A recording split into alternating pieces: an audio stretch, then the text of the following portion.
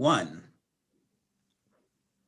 Good evening, everybody, and welcome to the February 2021 meeting of the Montgomery County Civic Federation. Let's spend a few minutes going around and letting our guests know who we are, where we're from. Just tell them and what community you live in. Robert Janku. And everybody. I can't hear you, Robert. You're going to have to unmute. I'm sorry, I was a good person. I live in Wesley. I'm the treasurer for North Potomac Citizens Association. Thank you. Karen? I'm a recording secretary, and I am president of Kensington Heights Civic Association, which is in the area right around the Wheaton Mall. Amy?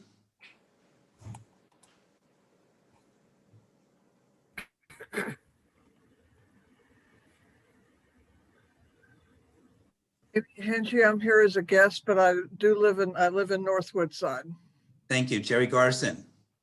Jerry Garson, I'm the treasurer of the Montgomery County Civic Federation, Inc., and I'm also live in Regency Estates, which is right near Churchill High School. Thank you. Larry's iPhone. Larry. Hi there. I'm a vice president, McKinney Hills, Carroll Knowles Civic Association, Larry Marczak. Thank you for joining us. Jackie? I'm Jackie Boko. I'm edit the newsletter and do the website for the Civic Fed. I'm with the Northwood Four Corners Civic Association. Pat Tyson is on the phone, and so she's with the Lyttonville Community Civic Association. I introduced you, Pat. Chief Jones? I am Joan Cohen, and I am on the board of directors of the Aspen Hill Civic Association, also a member of the Aspen Hill Advocates. That's about it. That's okay. Let's try Chief Jones.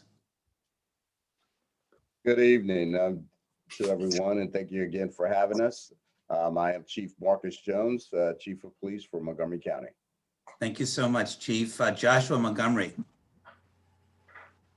Joshua Montgomery, I am president of McKinney Hills Carroll Knowles Civic Association, along with Larry, the vice president. Thank you. Commander Frank. Good evening. I'm Darren Frank. I'm the commander of the 3rd District, Silver Spring. Thank you so much. Lewis. Lewis Willen from Cherrywood Homeowners Association, and I'm also the utilities chairperson of the Civic Fed. Thank you, Lewis. Justin Williams. And my name is Justin Williams. I'm with Building Leaders and Advancing the Community. Where do you live, Justin? I'm sorry, I didn't hear that. Sorry, I got feedback. I got it on 2 places, but Germantown, Maryland. Thank you, Justin. We love Germantown. Charlotte Caulfield.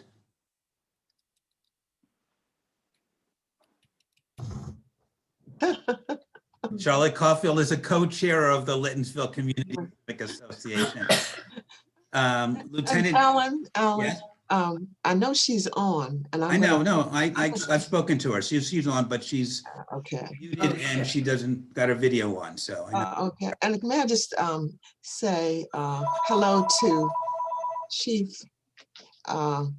Jones and also Mr. Frank. I just want to say hello to both of you. Okay, Pat. Messed me up. Carrie Lamari. No, it's okay. Hi, Carrie Lamari, past president of Montgomery County Civic Federation. We'll skip over you, Carrie. Sean McKinney, where are you from? Who are you?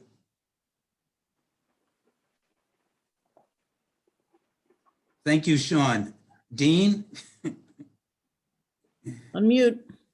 Dean Ahmed, I'm a past president of the Montgomery County Civic Federation, also member of the East Bethesda Citizens Association. Oh, great. Ira? Hi, I'm from the Kent Mill Civic Association, past president, and I represent Bonnie Collison, the state delegate from the 19th district. Joan? You're muted, Joan. No, Okay, can you hear me? Yes, that's good. I'm a member of the Board of Directors of the Aspen Hill Civic Association, and I'm a member of the Aspen Hill Advocates. Great, we've got a couple today. Bailey? Hey, Bailey Condrey, former president of Civic Fed, and I'm with the Parkwood Residents Association. Okay, Jane, so a big group. I know, nice group. Lily? Hi, I'm Lily Valorian, Senior Legislative Aide for Jawando's office. Oh, well, thank you so much. Jeff Griffith? I'm Jeff Griffith, Vice President of the Parkwood Residents Association. Okay. Sheldon? I'm Sheldon Fishman. I live in Forest Estates, and I'm a past president. We're up to 38, so this is taking longer than I thought. Who's Danielle? Danielle, where are you? What are you doing?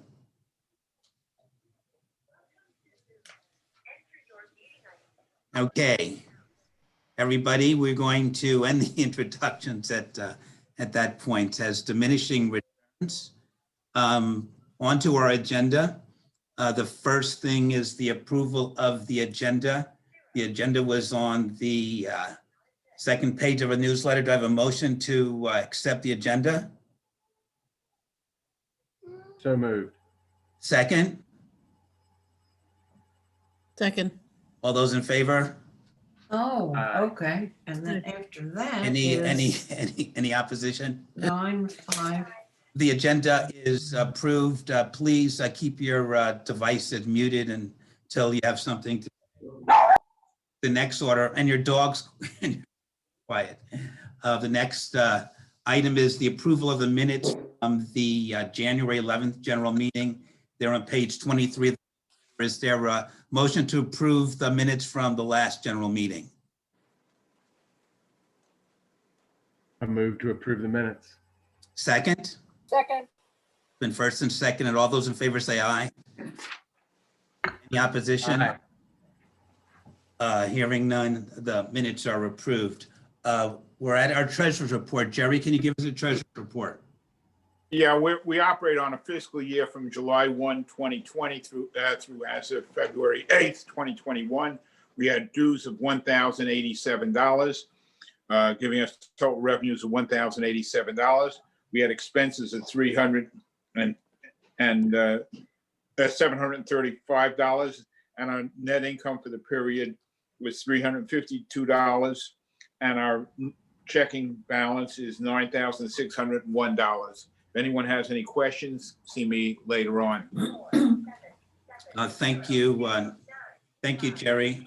The next thing on our agenda is announcement. Does anybody have any brief announcements they'd like to make for the good of the order?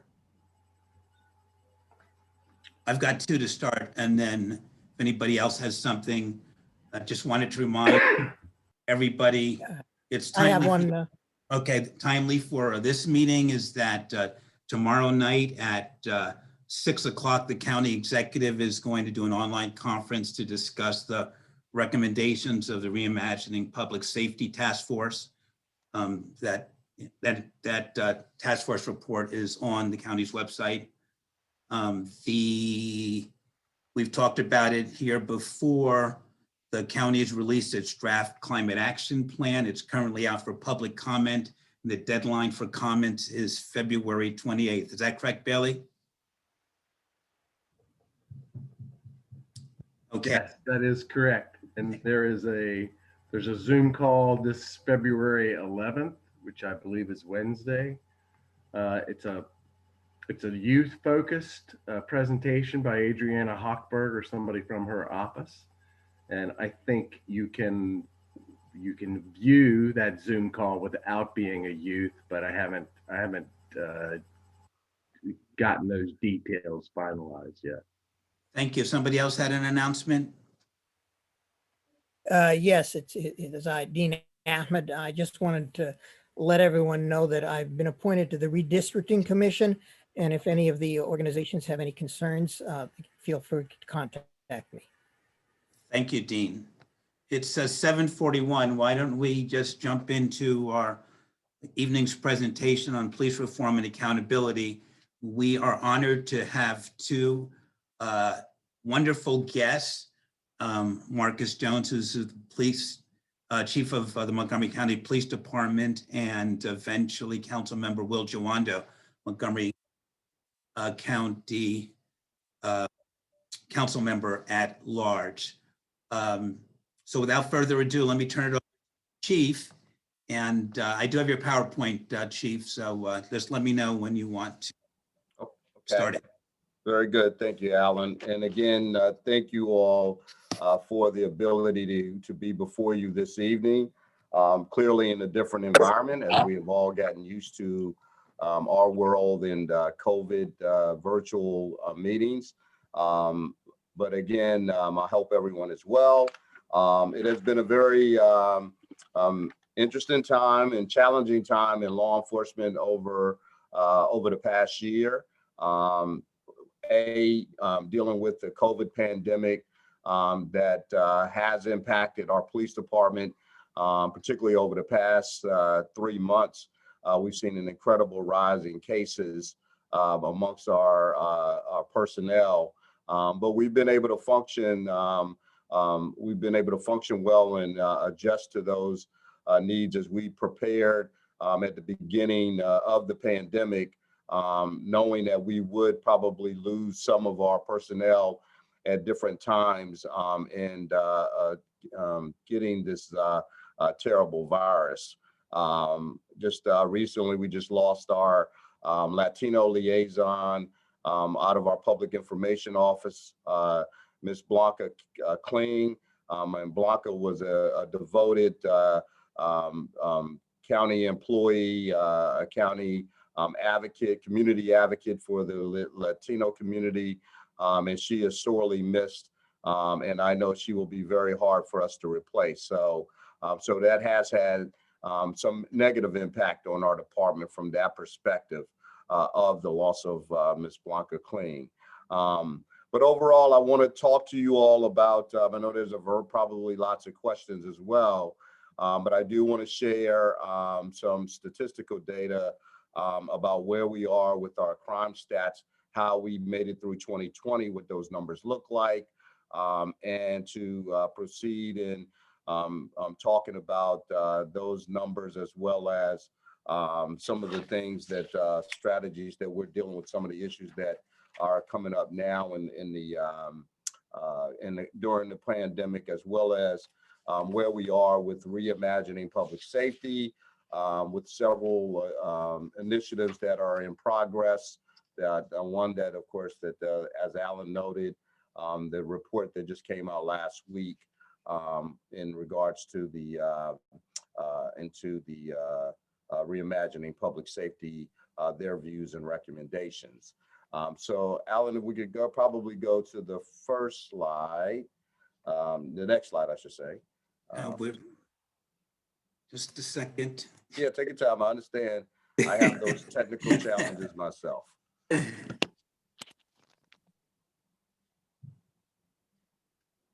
Yes, this is.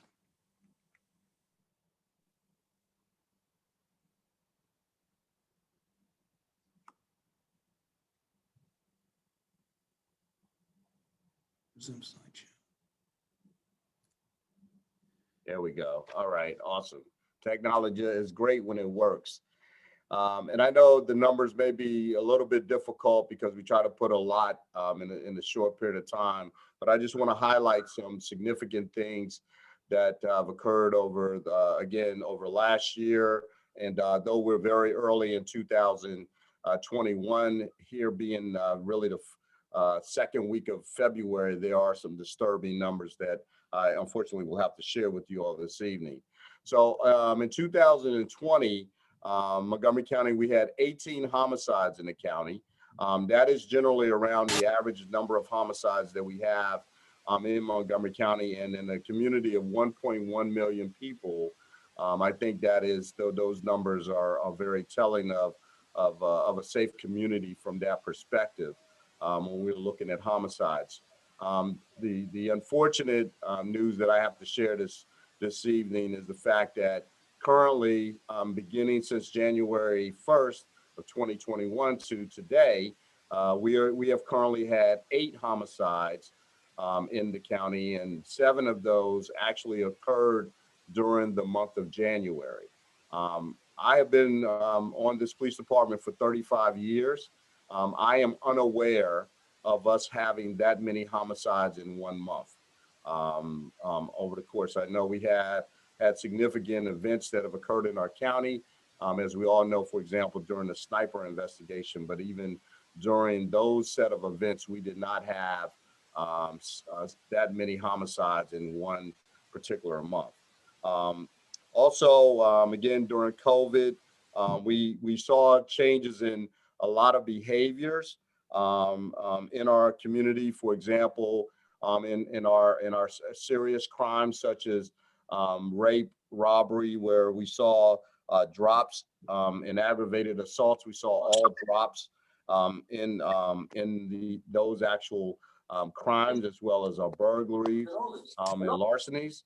But what we did see, and what we're currently seeing, we are currently seeing an increase in robberies that are occurring in our community over the last few months, and it's up 37% this year compared to where we were last year. So that's we have experienced a series of carjackings where those vehicles, carjackings are the theft of a vehicle by force, which means that it's the threat of a weapon or by physical force, where we've had a couple cases where people have actually been seriously physically assaulted during the theft of their vehicles as they were carjacked.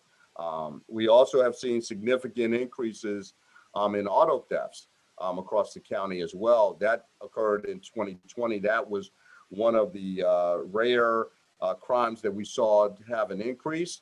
And I will state that we know in many of these investigations that we've been having some success, whether it's a carjacking or whether it is a auto theft. We are seeing a trend that relatively young people are involved in these crimes, that we're seeing that they are either juveniles or they're very young adults that have been engaged in this all throughout the county. This is a Washington, D.C. metropolitan area crime trend, crime concern. I've talked to many of the other partner-in chiefs, our neighboring chiefs, to discuss the same situations with them. And we are really working diligently with our staff to come up with really what is the motives behind, because we're starting to see that these carjackings aren't necessarily being taken for financial gain. It is almost as if they're being done as sort of a truth or dare sort of thing, or a game. So we're really trying to figure out why is this being driven at this particular time, particularly as many of us are struggling in COVID. So one of the recommendations, again, that we've been trying to get the word out to the community is we know sometimes people have a tendency to want to leave the keys, especially during the winter months, leave your car running. We are really saying to folks, please turn your cars off, take your keys with you, lock your car doors. Be very aware of your surroundings whether you go to your grocery store or even to your neighborhood, even in your own neighborhood around your home. We just ask you to be really aware of your surroundings at this point in time. But we will continue to work these investigations, and hopefully we will be able to bring them to somewhat of to really minimal to none in a very near future. Any questions thus far on sort of the crime stats? I'll pause there for a second before we move into further discussion. Should I move on to the next slide? You may, Alan. Thank you. Trying to. It's all good. While we're waiting, could you explain what exactly is a larceny? So a larceny is a theft. It is a theft. It's generally, whether it's a shoplifting, whether it's the theft of, for example, a wallet or a cell phone, that is, again, that's a larceny. Again, I've noted this several times in different communities, but I will note that, again, the number one crime in Montgomery County is theft from autos. So that's the number one crime. I think I see a question in the chat asking me, why do I think there's a reason to increase in homicides? And that's a great question. So when we look at our homicides, we try to figure out, for example, as we're investigating them, what is the sort of the motive behind these crimes happening? With our homicides, we kind of classify them in several categories. One would be domestic related, one would be known acquaintances, and then the third is generally maybe when we really look at it, it's the unknown, it's a stranger. And we have, out of the 8 homicides, we have 4 of them that have been solved. 2 of them were domestic related. 2 of them were acquaintance related. And then the other 4 that we have currently that we're working, that are open investigations where we have not made an arrest yet, those are considered to be unknown at this point in time because we don't know for sure what the motives are. So therefore we'll continue to investigate that. I think someone else asked the question about kidnappings, because kidnappings are, we do keep statistics on them, but our numbers are extremely low in alleged kidnapping, and many of them are sometimes connected with it could be domestic related, or it could be some other type of incident that might have occurred. But I will tell you, our numbers are extremely low in any kidnapping cases that we have. There are none that are actively where someone has been kidnapped and we haven't found them. When we speak about, I know I'm looking at some questions, Alan, if it's okay, I'll try to answer these while I have an opportunity. There are no robberies that are concurrent with any of our investigations that we know at this time. That none that are committed that were commercial robberies or any of the carjackings that we have. Another question is, with the theft from autos, have you ID'd specific groups, or is this random individuals?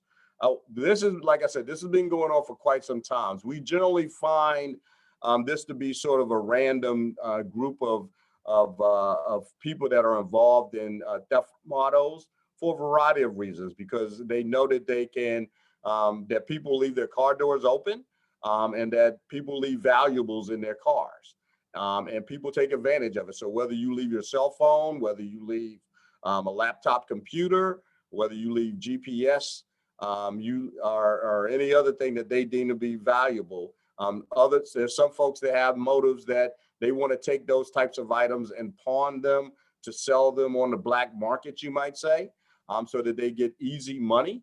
And so there are many reasons why people do this, or it's the thrill of doing it. So it does create that opportunity for young people to do that. Do I think increase in robberies related to falling incomes during COVID? I can't say that to be a matter of fact as of yet. Again, some of our robberies are individuals that we know that have been involved in these types of activities over time. Not so much the point that says that they don't have a job, but they choose this life because this is what they do, is easy money for them to get. So we haven't been able to say that at this point. What outreach to residents in the areas of these homicides?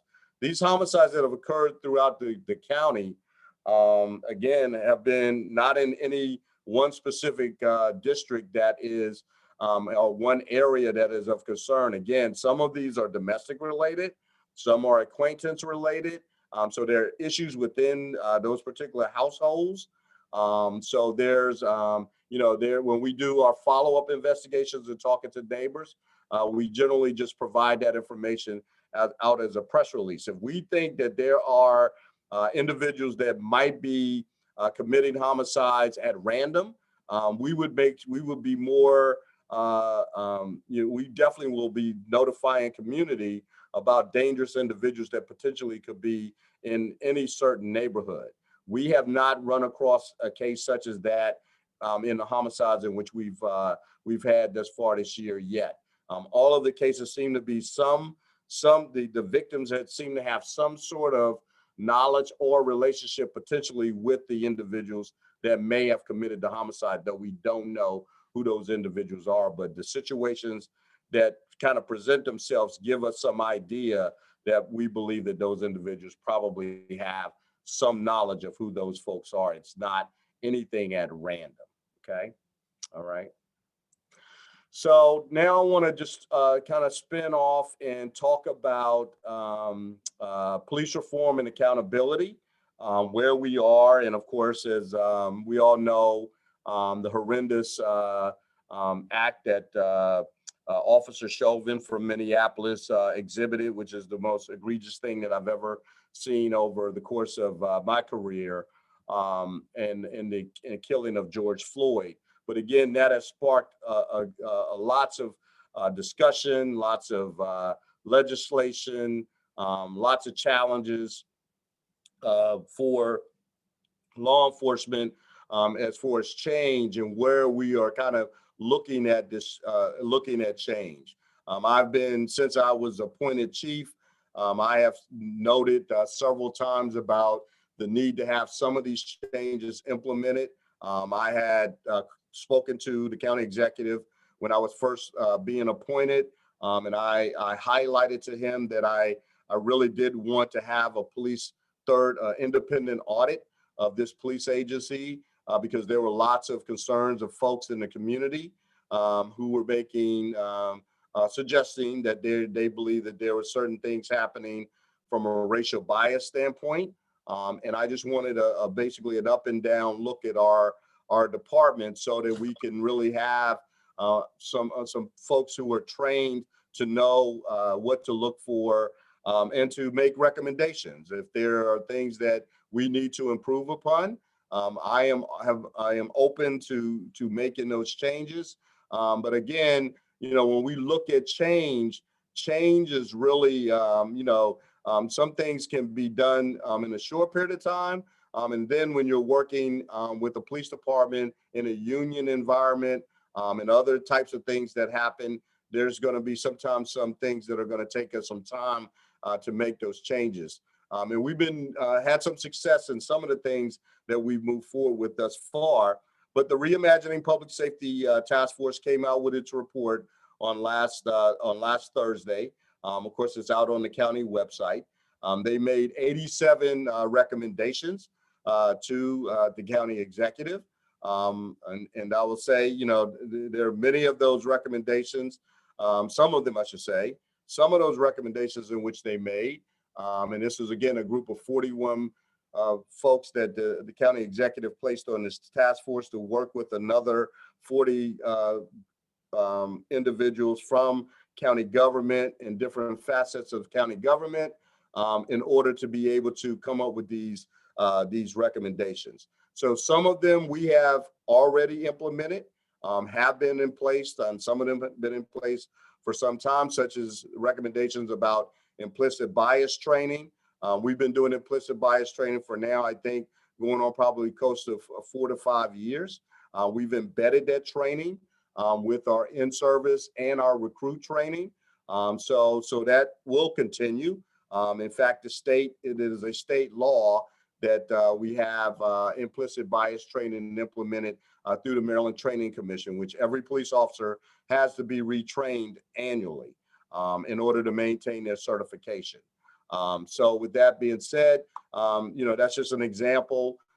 There are some things that we had just implemented, such as the duty to intervene policy that I had put into place last year with the county executive and the FOP.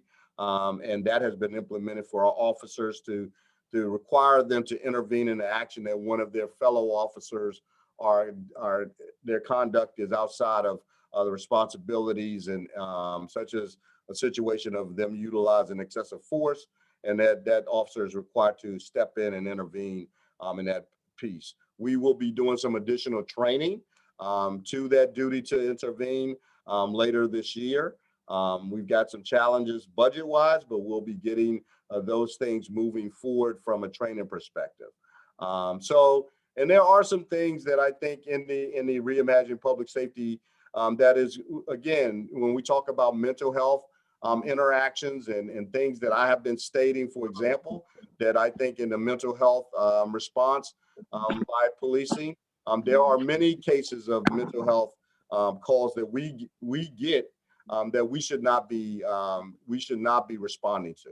And so there's a lot of discussion, a lot of strategizing on exactly what will actually come of this particular action and a recommendation in order to bring in some additional resources and able to take a lot of that weight off of the police department in order to be able to give it to experts, to people in the mental health field. But I want to make it clear to everyone that the police department, because of sometimes, and this is, it is unfortunate, but sometimes in these mental health calls, there are calls that says that there's violence attributed to this particular call or an individual involved who's acting in a violent nature.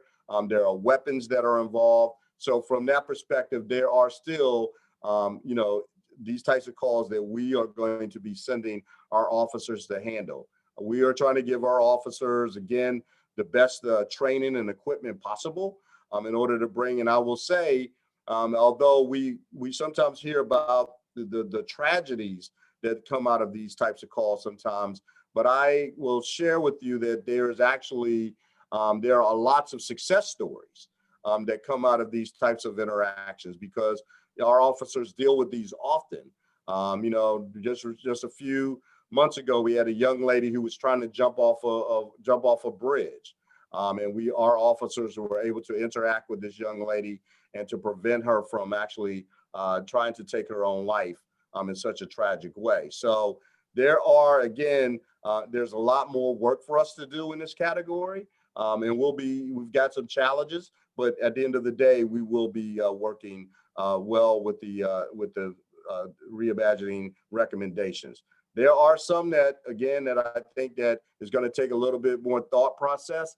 And then I can't say that all of them are actually doable, are good recommendations, but that's something that we will be discussing with the county executive on exactly what maybe what was their intent, or is there some other way that we can work towards a good solution for what their intent was meant for. Again, we have this this organization called ELE 4A. There's called Effective Law Enforcement for All. That's the name for that acronym. They are now beginning to look into our police practices as it comes to traffic stops, with racial disparities. We're looking at all of our hiring processes, promotion, just an up and down look of our police department, as I noted. And I know they'll be coming out with a preliminary report probably around June, but they are going to be actively doing this for probably at least another year before their final report will be released. And as many of you know, there's the Police Advisory Commission that the county council approved and the county executive signed off. There are 13 total members on this commission. They just started their work back in September. They are actively meeting. In fact, I was in their meeting just prior to yours tonight. I am not a voting member on that of their commission, but we are there as a police department as a resource as they use us, as well as a member of the Fraternal Order of Police, which is our police union. And of course, there is a tremendous large amount of legislation that is pending before the Maryland State Legislature as it relates to policing. It's really just so much, I can't even begin to talk about how much is there, but just a couple of highlights. Again, a lot of things that some have been dealt with here from a local legislative perspective. There, of course, is the Law Enforcement Officers Bill of Rights. There are those who would like to eliminate that from a process for officers from our disciplinary process. And I think there are two different versions of that bill that is currently there. There is the elimination of school resource officers, which we also have pending legislation by Mr. Jawando and Mr. Reamer here in Montgomery County. And there's, I know, a new bill that was just introduced to keep the SRO program. So there's a lot of discussions surrounding our SROs who are in our schools. And there's also things such as ghost guns that are in our communities that's pending. I know there's a public hearing on that tomorrow, as well as traffic enforcement that will also be, that'll be on the agenda. So there is quite a bit to be had in regards to police accountability in many regards. And so I just wanted to highlight a few of the accomplishments. When I took over, I created a professional accountability division. This is a division that really takes a hard look into being really a 1,300 men and women sworn police department plus 700 professional staff. We have a very large police department. We're one of the top 79 largest police departments in the country. And therefore it requires us to, it does require us to really pay attention to the rules and regulations and what are we doing, inspections of our personnel, of our equipment, making sure that we're keeping up with those things which we purpose, we know where they are. There's a wide variety of things that the Professional Accountability Division does. They work directly under me so that I can help to direct them sort of where I want to make sure that the policies and things that are nature is being adhered to as we have intended them to be. Again, I've talked about the use of, well, the duty to intervene, but we also have a use of force policy that we're also adhering to the county council's legislation. We're almost across the finish line. We're putting that new policy into place. And another thing is reorganizational plan. So I have developed a plan and presented it to Mr. Elridge for looking at our existing resources, but to put them in a better place. So I'll give you the highlight of that plan. All 6 police districts has, well, we have a traffic unit for that specific district. What I am doing is I am centralizing our central traffic division to address many of our traffic issues across the county in a very, on an evidence-based way in order to know where we need to put our resources for our rush hour traffic, both AM and PM. So when we look at our high visibility of collisions, whether it's vehicle collisions, whether it is pedestrian collisions, we're looking at new ways to strategize to really address those concerns in order to be able to help to change people's behavior, really through education, some through enforcement, and some through re-engineering, working with our partners at DOT. So we have a really large plan to be able to effectively, have the ability to help rush hour traffic move, particularly when we have collisions in some of our toughest, our biggest traffic areas that we know we have large amounts of rush hour all throughout the county. So we're trying to figure out ways to better assist with movement of traffic as well.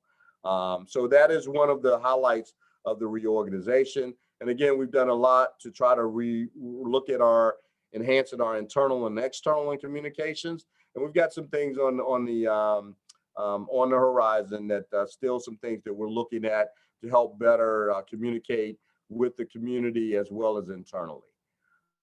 So I know I see some questions. I'm gonna try to answer these before I get to the last slide, if you don't mind, Alan.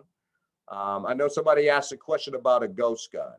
So ghost guns are these are really becoming a problem in our community. Anybody that's of the age of 21 or over has the ability to purchase a ghost gun without it being, without any requirement by the federal government. You can purchase it online. It's really like, and it comes like in a kit. And it's kind of sophisticated, but there are certain parts that you get that you put it together, but there's also like 3D printing. And for some of these parts, in order for it to be put together, it has no serial number. So therefore it's non-detectable. And we're starting to see more and more of these guns in our community, particularly on shooting scenes where people are being shot, and sometimes in cases where they've actually been murdered. And this is hindering our investigations. Is also, we're seeing too many of them in some of our minority communities. And we really need to figure out ways to really kind of stop. And again, individuals who may be prohibited from having a gun can actually get their hands on this gun because of the way that you can actually purchase it. So we'll be, again, trying to figure out when there's pending legislation by Councilmember and Vice President Albornoz tomorrow about the county trying to produce some legislation to address this. MS-13, gangs. We still have our active gang investigations unit that actually looks at it from again, the street level, as well as our investigators who work with our federal partners, particularly in other jurisdictions with cross-jurisdictional gangs that are having impact in our communities. This is still proven to be very helpful. Our gang crimes are somewhat going down. Again, we have not had, I think we only had one murder over the past couple of years that was gang related. So we've seen some success with this. And I think we still are being able to share significant information with our partners in order to gain intelligence to make sure that things are, that we're being able to prevent some of these things from happening. We still work heavily with our, with Health and Human Services, with the Street Outreach Network and the Positive Youth Development Initiative in order to do a lot of gang preventive type initiatives that has proven again to be helpful in our community. Again, I would just speak to our Ring camera program.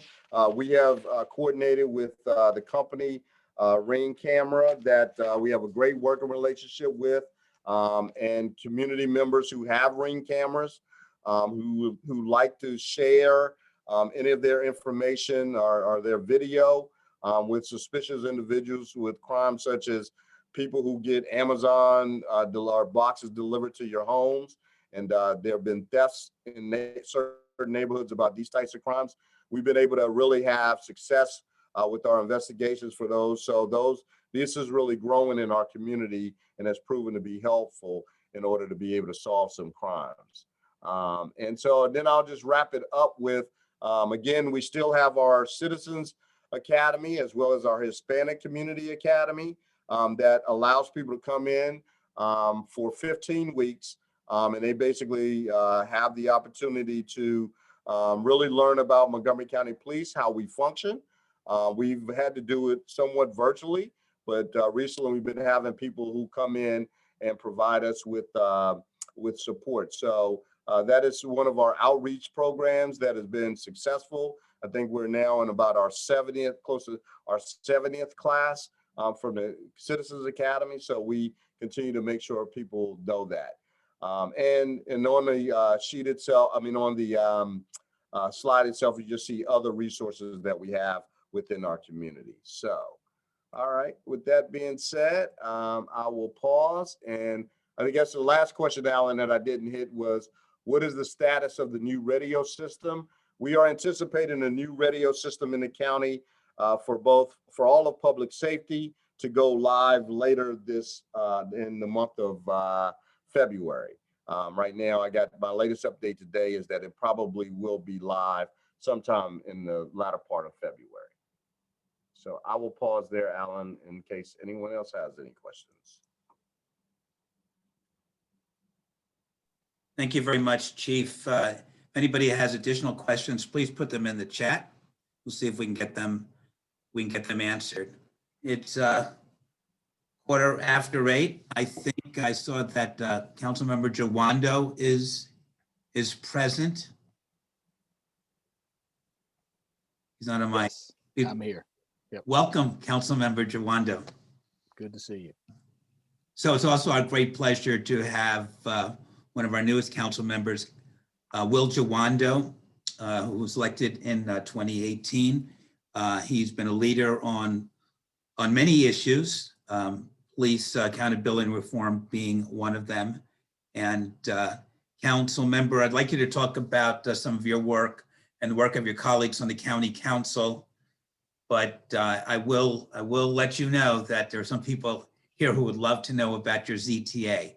But I wish you would concentrate on the public safety issues that you've been involved with, and please share with us any of your thoughts about what the chief has said and what you're working on now. Awesome. Yeah, thank you. I just was on a meeting just before this with your neighbors in Forest Hills area talking about the ZTA. So I'll try to stay on point here, but there's a lot going on. I see some familiar faces. Good to be with everybody. And good to be with the chief as always. We put this show on the road quite a few times over the last couple of years. And when you said I'm a new council member, I was like, well, it doesn't feel like it, Alan, but I think all of us will have a lot to think back on no matter what we were doing, during the pandemic. But being a local elected official during the pandemic it ages you even more. But I very thankful to be here. As just so folks know, I think I'm an at-large member, means I represent the whole county, 1.1 million residents. I was born and raised in Silver Spring, grew up in the Long Branch area of Silver Spring, University Boulevard, Piney Branch, that area. And I'm a civil rights lawyer by training. I'm actually the only lawyer on the county council right now, which is unusual for elected officials.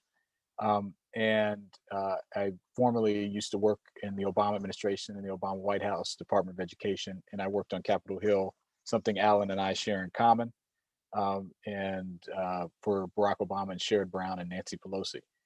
So that's a little bit about me. I have 4 young children, and hopefully who are all asleep, but one may run in behind me at some point.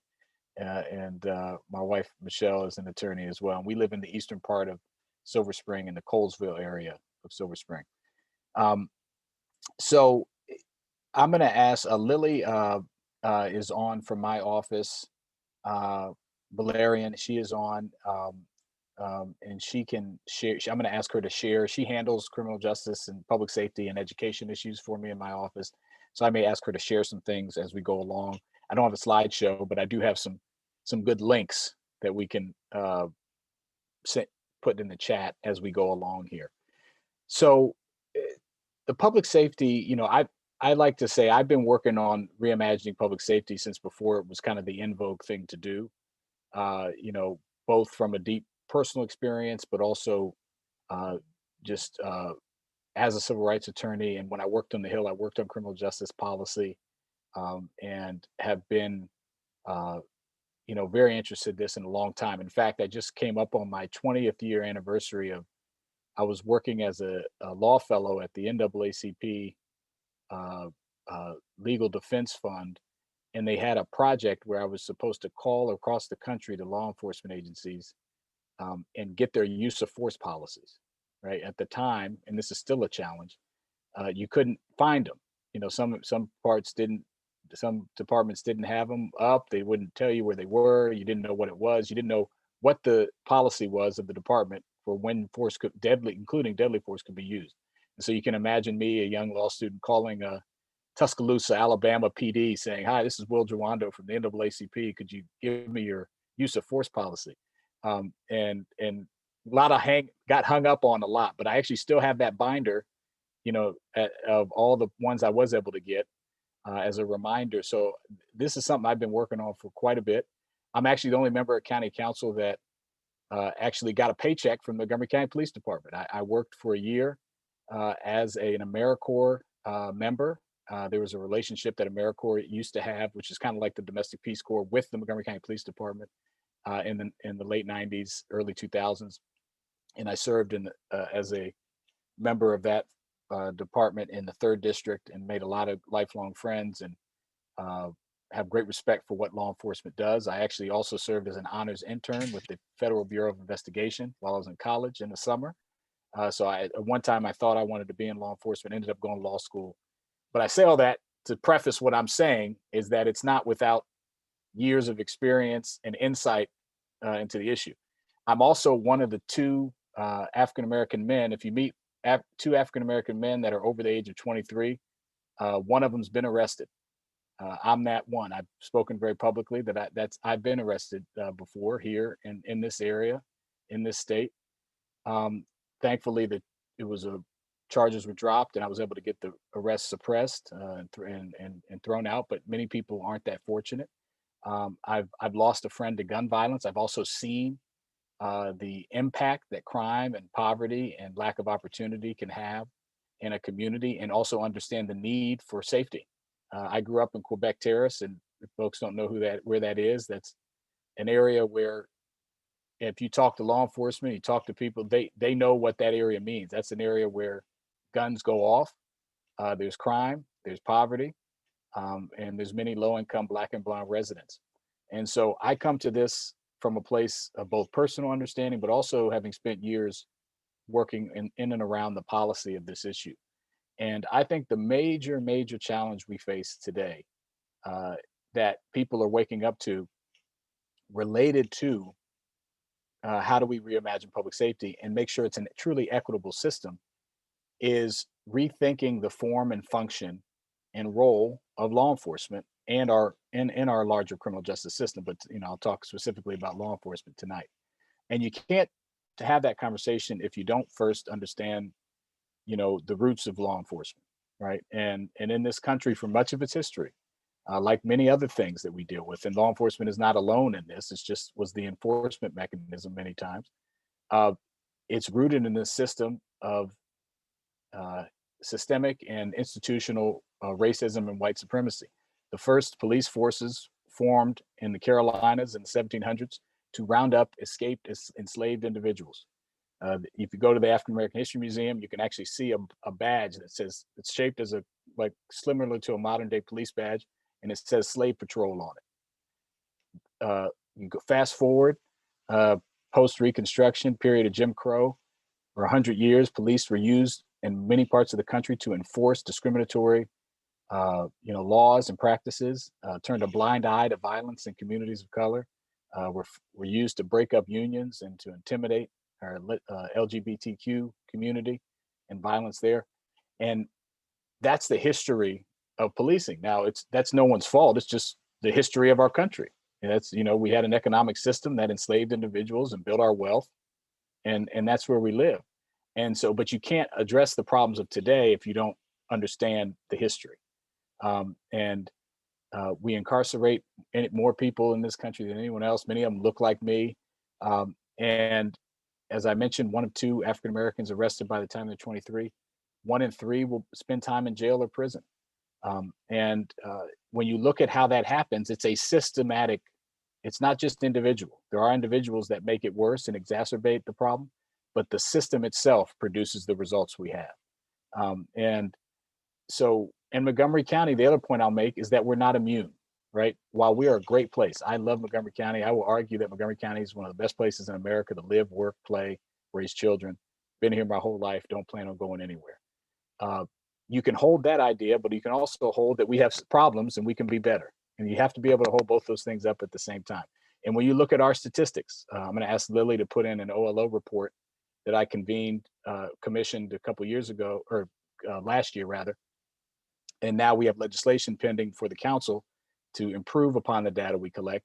You'll see in this report some stark disparities that you may not have known existed between who was arrested in this county and who has force used against them and who is pulled over by police officers and where that happens. And then you also be probably surprised to know there's data we're not even tracking. When someone's stopped and frisked in this county, we don't track race and ethnicity. You've heard about maybe that practice in New York being used disproportionately on Black residents and being challenged and now no longer used. Over half on any given year of the residents arrested in this county are Black residents. We make up 20% of the population. When you look at juveniles, similarly stark statistics, around half of the juveniles arrested are Black. That's in and outside of schools, whether by SROs or out on the street in their communities. If you look at who had force used against them, 55% of the people who had force used against them in an interaction in 2018 were Black residents. That's where force was used at some level of force. And the outcomes get worse when you go through the criminal justice system. Prosecution, more likely to be denied bail, more likely to be charged with a higher offense, more likely if you're pulled over to get 6 or 7 tickets. Black people most likely to receive multiple violations. And this is in this OLO report than other residents. In some parts of Bethesda, you're more than 7 times more likely than a white person to be pulled over as a Black resident in Bethesda, more than 2 times more likely countywide. So this is all stuff that's happening right here. We've had our own deaths of unarmed and other Black and brown individuals here in the county. Robert White 2 years ago in Jean's neighborhood, doing a walk he did every day. Officer said he had a ripped jacket, decided to pursue him. He had mental health challenges and ended up charging the officer and lost his life. You had Fanon Burhay, a 30-year-old Uber driver who was stressed out, had a knife in his hand, pacing back and forth. Officer jumps out with his gun, starts yelling at him. Burhay thinks about it for a second, charges and shot and killed. We've had incidents of officers being charged and convicted of assault. Mr. Pessoa, a 19-year-old Latino man outside of an Aspen Hill McDonald's. The chief mentioned the duty to intervene. This was the incident that precipitated this. And I and others, and I think to his credit, chief and his leadership saw the need to push this forward as well. If you think George Floyd couldn't happen here, I'll give you this scenario. Mr. Pessoa outside of a McDonald's was being arrested for psychedelic mushroom distribution. You can argue whether we should, that's a good policy in and of itself. We'll talk about that later. It was a setup deal where the police, acted like they were someone else to get him there, got him outside. He was handcuffed and many officers were around. He was thrown to the ground, put on the ground, started to wiggle. His knee in the back of his head, and this was caught on tape, with such violence that his mouth and things started bleeding. And then his shirt was pulled over his head. And while this happened, 4 or 5 officers just stood by and watched it happen. And if you think of what happened to George Floyd, you had a knee used to the back of the head and the neck, and you had officers standing by and just watching it. Now, it may be a difference of degree, and thankfully he wasn't killed. And thankfully, the officer was charged rightly by our state's attorney with assault and convicted. Unfortunately, he was not given any sentencing of any time, but that's a separate issue. But we've had incidences here. So I say all that to say, you experience policing very differently depending on who you are in this county. And because of the history, because of how it's experienced, it's really incumbent upon us to figure out how do we move forward. And I think, and I'm going to ask Lily to put an op-ed I wrote in the Washington Post in the summer about what I think we need to do to reimagine public safety. We need to change, and the chief mentioned some of this, what our theory of the case is. What do police respond to, and why do they respond, and what do they handle? Right now, police handle too much. I think that's one thing the chief and I agree on. They're handling mental health. They're handling people experiencing homelessness. They're handling every situation that we have chosen not to fund and to support folks police have to handle. And that's a difficult job. That's hard to do. And it's too much to ask. And not only is it too much to ask, it leads to dire consequences, particularly for people of color, people who are low income, and for disabled residents. And you can't look at the statistics I mentioned about arrests and incarceration and use of force and say that this system is working. It's not, right? And is it just because of the policing side of it? Of course not. But these two things are connected. So we need to get our police out of the business of dealing with things that we should be dealing with as a society. We should be, if someone's experiencing homelessness, we have a great program to end and prevent homelessness here in the county. We should be connecting trained people to those folks, and they should be responding, plainclothes or co-deploying if there is some possibility for violence. And there's models that we're exploring, like Cahoots and others, that can start to change when a 911 call comes in and someone's dealing with a mental health crisis or experiencing homelessness, that different people can be deployed. The Cahoots program in Eugene, Oregon has been going for 40 years. They've never lost one person. And they've deployed people to when people have a weapon and they're violent. They have not lost one person in 40 years. So there's a way to do this in a different way. So we have to think about things differently. You remove them out of those situations. I think another place is we need to remove our police from having an enforcement presence in our schools. I have a bill that, as was mentioned, with Councilmember Reamer, to remove police from schools. You look at who's arrested and what they're arrested for, it's disproportionately Black students, over half, 83% if you include our Latino students. On Thursday night last week, we had 32 people testify on this bill.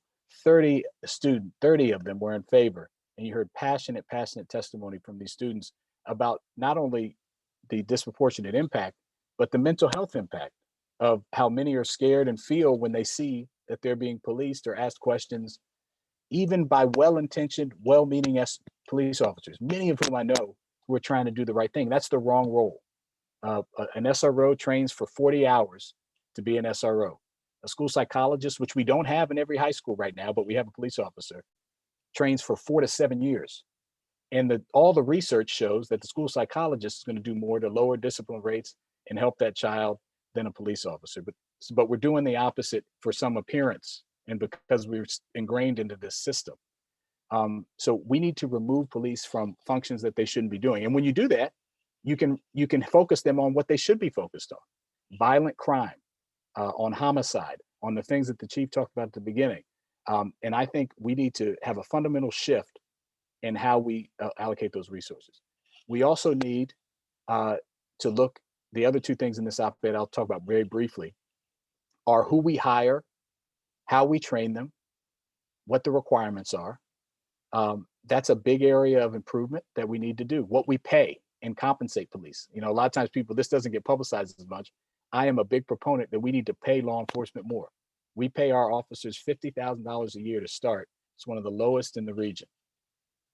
You can't have high expectations, just like teachers, for people if you don't pay them well to do the job.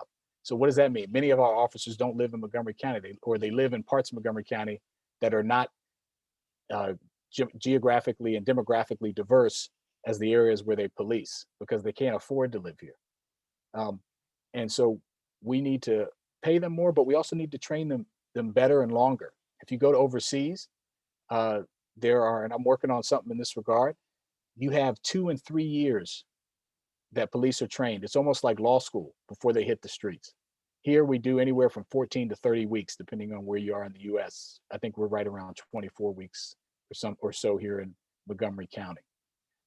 You can't learn everything you need to do. You can't learn about the history of the law and how it's developed in the system that we live in, and understand cultural competency and proficiency. You can't do it in that short period of time and learn all the other things you need to learn. I think we need longer. We need to have better psychological examinations. Right now, it's a running joke, and everyone knows it. If you click police psychological examinations in Google, it'll pop up and say how to ace your test. 90% of people pass these psychological examinations. They're a joke. We need to root out different types of people. The number one skill, you know what a police officer told me? One of my mentors, Daryl McSwain, who's the chief of the Park Police and who was Lieutenant McSwain when I was working in the 3rd District. The number one resource we have as police officers is our mouth. the ability to communicate and to de-escalate and to speak to people in a respectful way, that is something that is undervalued. And some officers are great at it, some are horrible. And I don't think we teach it enough. So there's a whole training side. Then on the back end, and you notice I saved this for last intentionally, the accountability and the all the policy changes like use of force, which we've done. I authored the bill that changed our use of force policy here and raised the use of deadly force from what's reasonable, which is the low constitutional standard in most of the country, to now what is necessary after de-escalation has been used. We codified the duty to intervene. We banned striking restrained individuals. We limited no-knock warrants dramatically, and they can no longer be used in just drug cases, which is the most predominant use across the country. So we did all those things. And we need to get rid of the Law Enforcement Bill of Rights. There should be no extra due process for police officers. There should be high standards. We give the police the opportunity to take life, to deprive liberty. We should have high standards and high transparency for that. The first bill I introduced was the Law Enforcement Trust and Transparency Act, which passed. It was the first bill of this council, actually. It was Bill 1901, 2019, first bill. That requires independent investigations and public reporting anytime our police kill a resident. The chief is working to implement that. We need a partner, but there's bills in Annapolis now to set up an independent investigatory body, which is what we really need for the whole state. Anytime there's a police shooting or death, because at that point, the public needs to know what happened, why it happened, and how we can prevent it in the future. That serves everybody. And so we need to get those barriers out of the way that prevent true accountability and true transparency. If the standard for shooting somebody is I thought they had something in their hand and I was scared about it, you will keep having the same disparate results. Nothing will change because human nature and the system that we're in is inherently racist. Black officers and white officers in simulations done by Stanford pull their gun on an unarmed Black person just as quickly. So it's not a black-white thing. It's about the system that we've developed in. And so unless you have real accountability and you do these other things, I don't think you're going to see the change we want to see. But a big part that I started with is reducing the interactions in communities of color. These stop and frisks, this kind of mindset of I need to be there to make sure stuff doesn't go wrong and ask people why they're in communities. We need to stop that type of policing and limit those interactions. Traffic enforcement is part of it. Councilmember Reamer and I and others have written our Office of Legislative Oversight to say, how can we get our Department of Transportation more involved with more automation in traffic enforcement so we can limit some of those unnecessary interactions. So there's a whole range of things. I think we're in a moment now where we have an opportunity to dramatically rethink and reform our public safety system in a way that protects life, is equitable, and gives us a more highly trained, better paid, more focused police force. And that's the debate we're having right now. It's a good debate. It's a long overdue debate. And last thing I'll say is that resist the temptation, I know this group will, to say that, well, we're not allowed to say what police should or shouldn't do. No, it is exactly our responsibility to say what police should and shouldn't do. We delegate that power to them to keep us safe, and we can say how it should be used. And so that's the work we're embarking upon. And I'm happy to take any questions if there's time. Councilmember Jawando, can you tell us a little bit about your the idea of the Policing Advisory Commission and what you expect from them? Yeah, sure. And I'm glad that you mentioned that. I didn't mention it because the chief did. We passed that bill. It's really important to have what you want is co-production of public safety. You want, and this is an example of it, the chief coming out and engaging on issues with you all and telling you what's happening. We want people to be aware of what's going on, to know why and how things are being done in policing, for example, and to be able to make recommendations to improve it. And that's what the Police Advisory Commission is about. It was modeled after an effort in San Jose, where it was, you had members of law enforcement and community members, and they made a series of recommendations, got to dig into data. It's an ongoing thing because this is going to be an ongoing issue. about how to improve, just like our country, ongoing, trying to improve our democracy. And it's a way to get advice on policy, as opposed to some efforts that you've seen in other places to have residents involved in disciplinary action. I actually think it's, that I'm not against that, but I think it's more important that there be accountability, but that there also be real policy recommendations. And so this commission, they met yesterday. They actually endorsed my bill. They took a vote. I think there were only 2 dissenters of 13. They endorsed the bill tonight to end the SRO program as a formal recommendation. That was also a recommendation from the County Executives Reimagining Task Force. And so that's the work. They will meet quarterly. The meetings are open. You can go to our county website to see about that, but that's an important function. So let's open up the conversation and entertain any questions from our guests. Hopefully you all know how to raise your hand on Zoom. I see some in the chat. I kind of went, I can answer some of those. There's a couple if you want me to, but. Yes, we do. And Jackie's going to help us monitor the chat. And awesome. Those of you who know how to raise your hand, either wave wildly so we can see you on the screen, or do it electronically. But thank you so much, Councilmember Jawando, and thank you so much, Chief Jones, for being here this evening to discuss an incredibly important topic for our community. Have you found anything, Will? Oh, yeah. I'm sorry. I didn't know you wanted me to do it. So yes, I see one about, do I suggest a citizen-civilian respond when seeing police use excessive force to stop it? I think the chief and I would agree on that. No. You should not put just like I would tell my son or daughter or anyone, you don't put yourself in harm's way. You should record it. You should call the police. There's been some incidences where the police have actually been called in an incident where there's excessive force being used to report it, so there can be a record of it. But you should not try to intervene. You should record it. One of the things that struck me so much in the George Floyd murder, and as Chief mentioned, everyone who was supposed to be protecting and serving was doing the wrong thing, and everyone who was supposed to be being protected was doing the right thing. The people who were literally shouting, "Stop, you're killing him." It was just such a horrible, vicious flipping of the responsibilities. And thank God they were recording it, because it created a moment in time where I think we can address things that have long been an issue. Eric Garner, they banned chokeholds in New York for 20 years, and Eric Garner was choked to death with a chokehold. So it's not, the policy change isn't enough. We're gonna have to do all these things at once. So, Chief, I'm assuming the chief would agree on not intervening. Yeah, I see him nodding. There's a question from Carrie Lamari would like to ask a question. I think it might be SRO's. Yeah, go ahead. Thank you. Hi, Mr. Jawando. It's a pleasure having you here tonight. Thank you.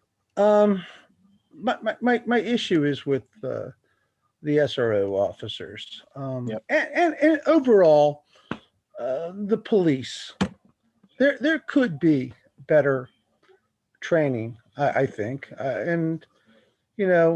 but I also believe that these officers do provide a form of education in our school system. They teach young people how to be citizens, how to be good citizens, how to be productive citizens.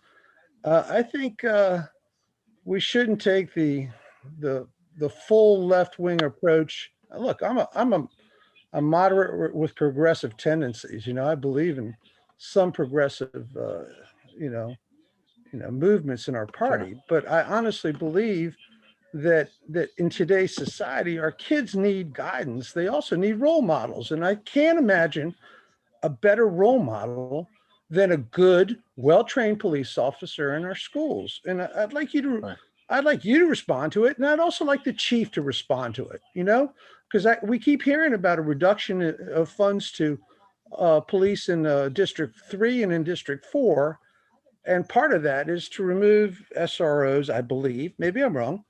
But I think we're going too far over the edge. We're going to fall off if we continue that approach. Now, if you can respond. Sure, sure. Thank you for the question, Carrie. So I actually agree with a lot of what you said as far as what kids need. I think kids do need mentors. They do need role models. They do need trusted adults. Um, and they do need to have a positive relationship and understanding with law enforcement. I just don't think the way we're doing it. There we go. I don't think the way the enforcement aspect of law enforcement should be part of the equation, which it is currently. So, for example, I am in favor of this. This doesn't get the headlines because people don't report this stuff. I'm in favor of programmatic activities with police in schools. Chief and I agree on the police athletic league. Police coming in to teach a class on laws or something in a classroom setting. Auditorium, town halls discussions where they can have real discussions with police officers, after school activities, all things that I am very in favor of that can form the relationship you're talking about. What I'm against is police having to balance and juggle, again, unfairly, like they do with the homeless person and the person experiencing homeless and and stuff with mental health, having to juggle their enforcement responsibility and being involved in disciplinary action, whether they're asked to be by the school or they initiate it themselves. I don't think that a school is a place where kids should be safe, loved, protected. They should not have to fear or worry about law enforcement interaction. And much of this, and when you look at the data, it's clear about who's getting arrested and who's has disproportionality. And which students, when you hear the students testify, it was put in there, some of the quotes, which students are mentally scared by seeing this because of what they see in the community. And a lot of this was in a reaction to Columbine and mass shootings, but there's been no evidence. Washington Post did a study of 200 mass shootings. There were only 2 incidences where a law enforcement officer intervened. There were actually more incidences of non-law enforcement intervening. And so I just don't think the data is there, and there's harm happening in the form of trauma and arrest disproportionality. So I am for interaction. And then the final thing I'll say, but in a programmatic way, the final thing I'll say, we have made a choice. It is unconscionable to me that there would be a police officer in every high school, but not a school psychologist. We're about to open the largest high school in the state. And I just toured it recently with the SRO, who's a great guy there at Seneca Valley, with the Paint Branch SRO and the principal. And the principal said to me, man, I wish we could have a school psychologist here. We have one of the worst ratios for counselors to students and nurses to students and school psychologists to students in the region. And that's a choice to fund or not fund. And I think if you're going to choose between the two, it's an easy choice because we know what research and data says about those positive interventions. And again, that's not to say police are never going to be in a school. So I just wanted to clear that up. If I could follow up with one thing. Go ahead, Mr. Lamar. Okay, if I could follow up. Mr. Jawando, when I was in high school, a young man who I knew thought he was a little odd, but he was a very nice guy. He brought a gun to school, okay? A bunch of us came over to him and we said, hey, put it away, put it away. You don't want to have that. You're going to get into trouble, blah, blah, blah. No one realized, no one knew how to deal with it. I came to school the next morning and learned that he had killed himself. I got to tell you, I've been carrying that around with me for a long time.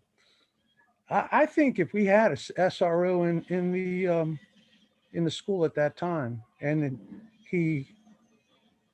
that officer worked with the students and became their friend as well as their mentor, I don't think that young man would be dead today.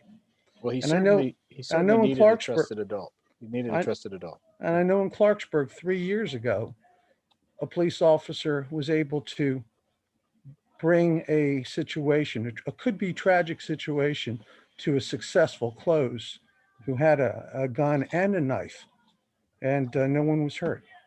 So I don't know if your proposal, I think it goes too far. And I'd really like you to think about it, because, I'm a grandfather now. I don't want to see that happen again.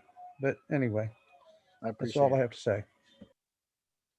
Chief Jones, can you comment? Yes, Mr. Lamari asked me what's my view.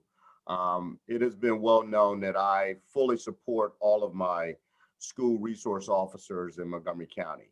I think they are a very special group of men and women who have applied for these positions and selected for these positions by a panel of police executives as well as the school principal, which we include them on the panel to actually to select that specific SRO for that school.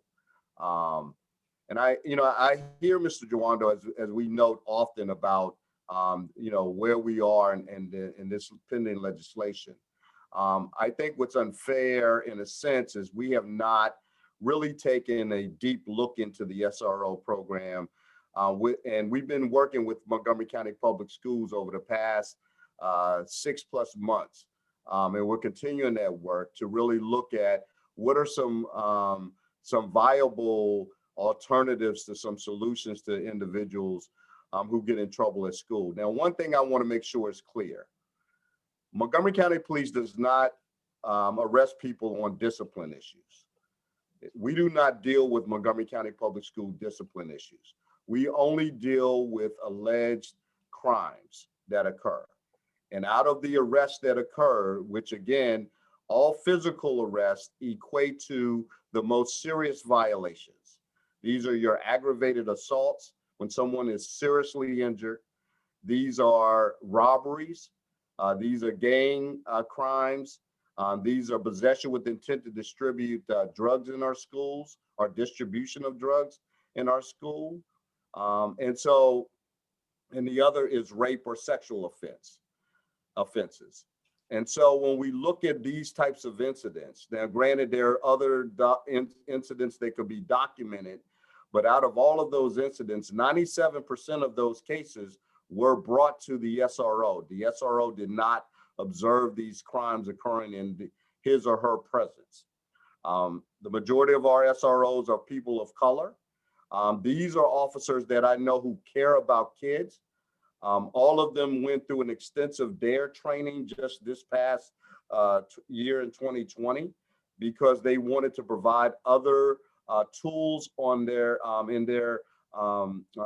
belt to be able to provide students with different things such as mentoring. And DARE goes a long way from when the DARE program originally started, just dealing with drugs. It deals with a lot of other interactions and interventions with our kids. I've been proud of my SROs who have been able to deter gang activity at some of our schools. Just a few years ago at Blair High School, MS-13 was actively recruiting right on University Boulevard as students would leave school, not only with Blair, but also with Eastern Middle School.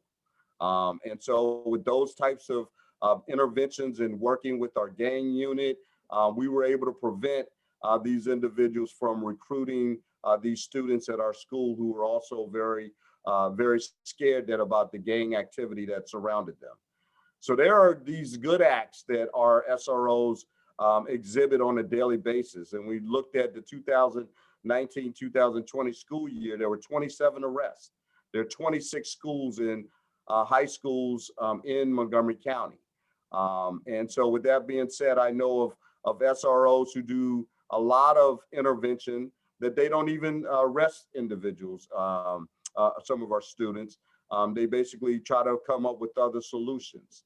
And I know we always talk about there's no data, right, that says, or research that says how we prevent school shootings. Well, I would challenge anyone that to say that when you put a police car in front of a school, that I would suggest that anybody who's thinking of doing something or who is aware of the police involvement at our schools, that there wouldn't be these types of crimes that would occur at our schools. Think about it. Do you think a bank robber is going to rob a bank when the police car is sitting right in front of a bank? And I think we have to look at what is the role of policing about preventing crimes. We never really want to have this discussion. I always seem to want to know, why do we put police officers in certain locations, like with politicians? We have police officers who sit in county council meetings. We are there for a reason. We are there for prevention of anything going wrong. No other reason than that. We want to be able to prevent anything happening to our students, our staffs who work at our schools, who are teaching our students. That is the functionality of policing.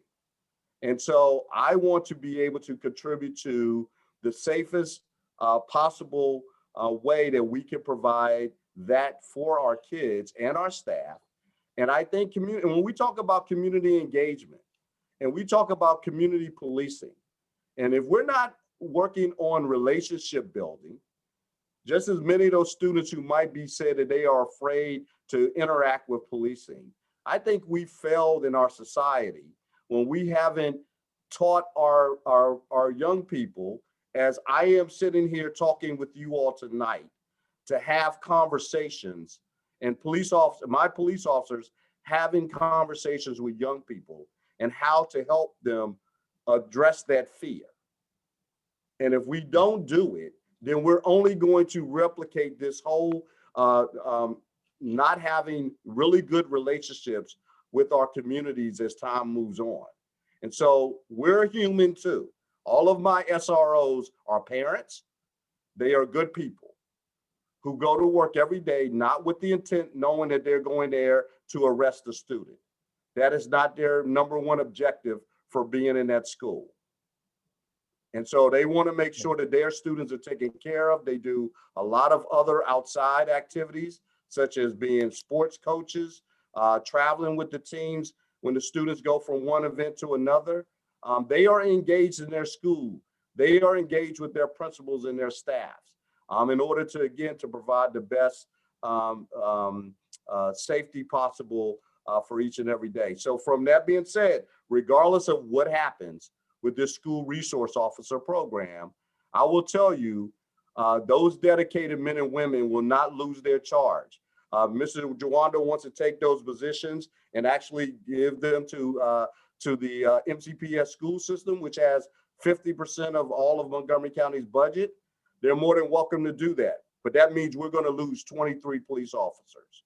Maybe not those specific SROs, but those are 23 positions that we will no longer have for Montgomery County. And so that's where but you know, in policing, I've always said this from the day that I started, been trained, and to this day, we always adapt and overcome. So however this community wants us to deal with school safety within our schools, I am committed to making sure that our schools are safe one way or the other. So thank you. Let me follow up. I've got a question for Councilmember Jawando. I think in your remarks, you said that one of your goals is to reduce the interaction between law enforcement and residents. And that seems to me to fly in the face of community policing that we've been advocating for a long period of time. So where do you see the balance between having officers in the community, you know, that might have stopped the Robert White situation if somebody had known that he was in our community? How do you balance reducing the interactions between police and the community and community policing? Sure. And what I usually say is unnecessary interactions. But, you know, I think case in point, there was a lot said there, but I'll try to tie it together. The person who's experiencing homelessness, right? Or someone dealing with mental health challenge, or a student in school, you know, trying to learn and feel safe. And those are interactions, you know.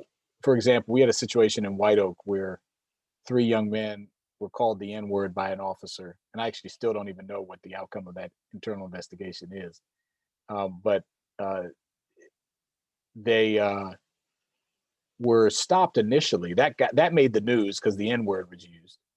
But the initial stop was because a sergeant from that area thought that they looked suspicious outside of a McDonald's waiting. They were waiting for day labor.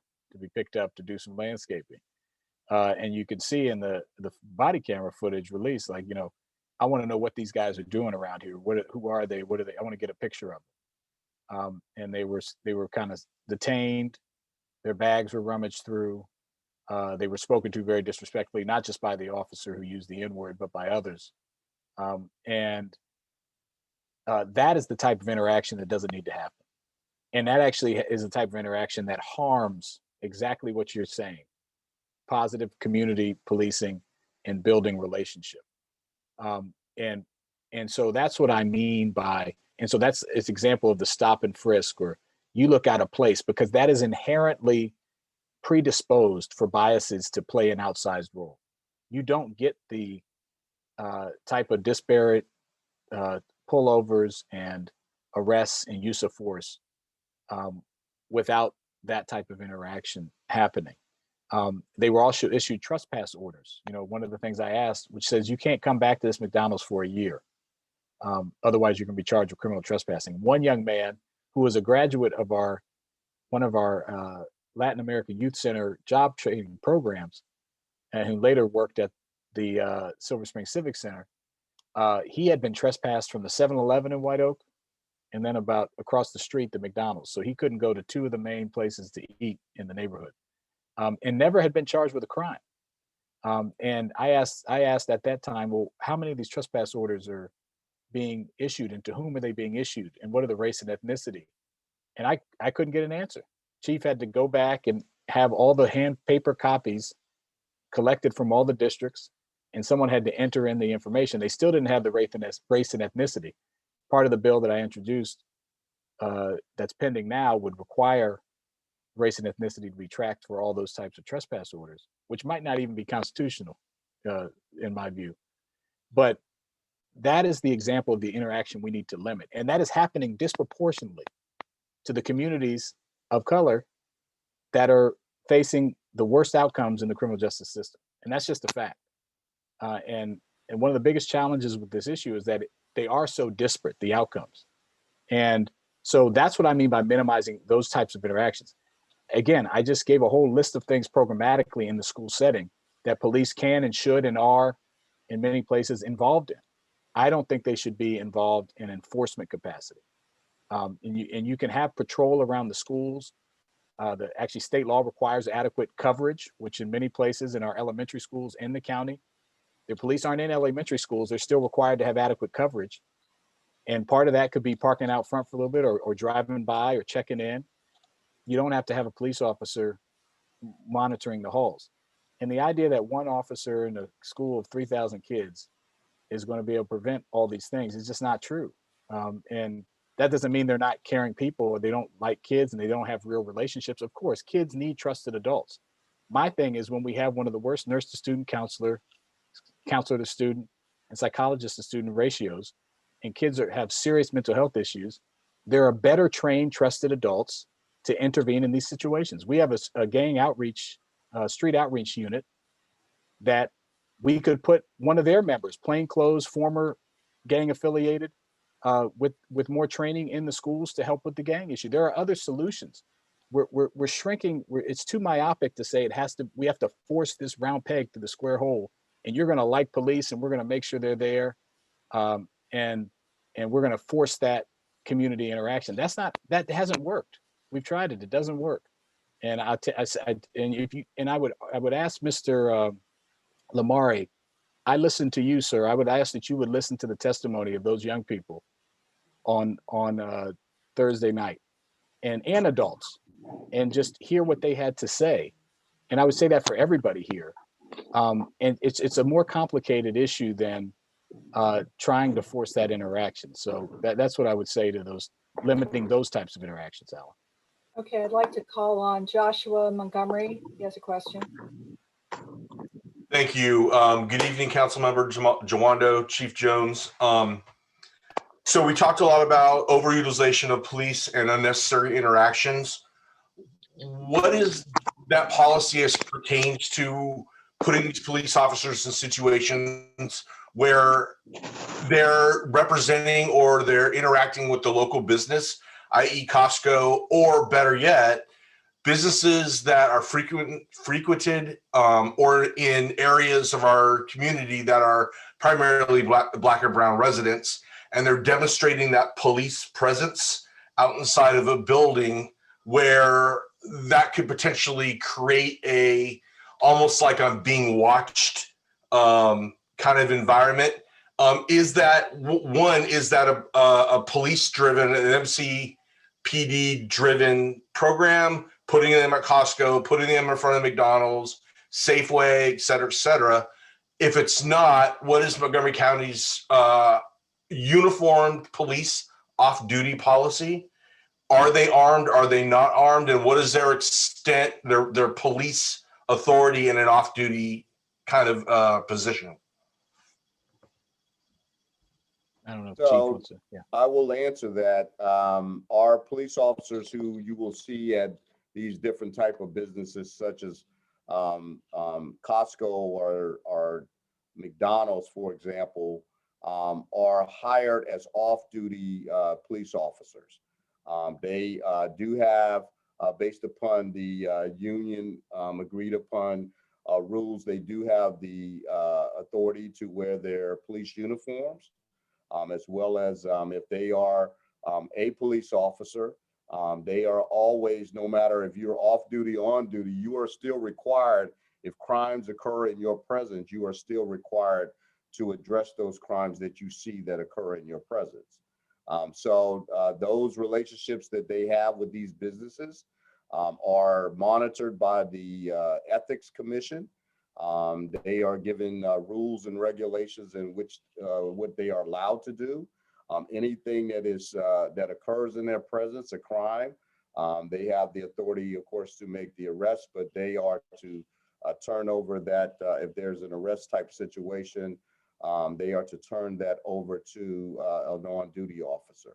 If there's trespassing or someone acting disorderly and the store wants them removed, that is the store owner's call to have someone who is not allowed in their stores if they are not behaving properly. And officers will just generally work underneath the direction of that particular store manager or that store.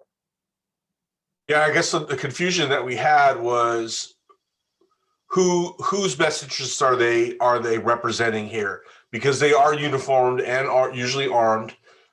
They identify themselves as officer so-and-so. If the interaction goes bad, and I'll go back to cite the 1990s Washington, D.C. nightclub issues, is that the bad look goes on to Montgomery County Police Department and not that business that may be employing that officer. And I've seen it. I've seen them, where a person loitering at that said McDonald's was drug out because they did not want to leave. And that was, like I said, that officer may have been off duty, but that was a bad look on for the police department as a whole. And I'm just wondering if limiting those kind of interactions takes that officer out of that play and prevents that situation from even being a thing. Well, at the end of the day, it's still about public safety, and you've got stores who have concerns about safety at their particular. There are many different businesses in our community that want to pay for additional services, and they'll pay for a police officer to have presence in order to prevent much of what you're talking about. And there are very minimal interactions most of the time when these officers are working in a part-time status.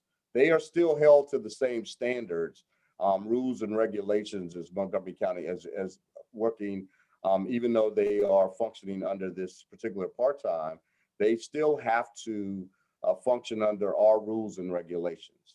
And any complaints that we get, we will address those complaints accordingly based upon any internal investigation that we get a complaint about wrongdoing on their parts.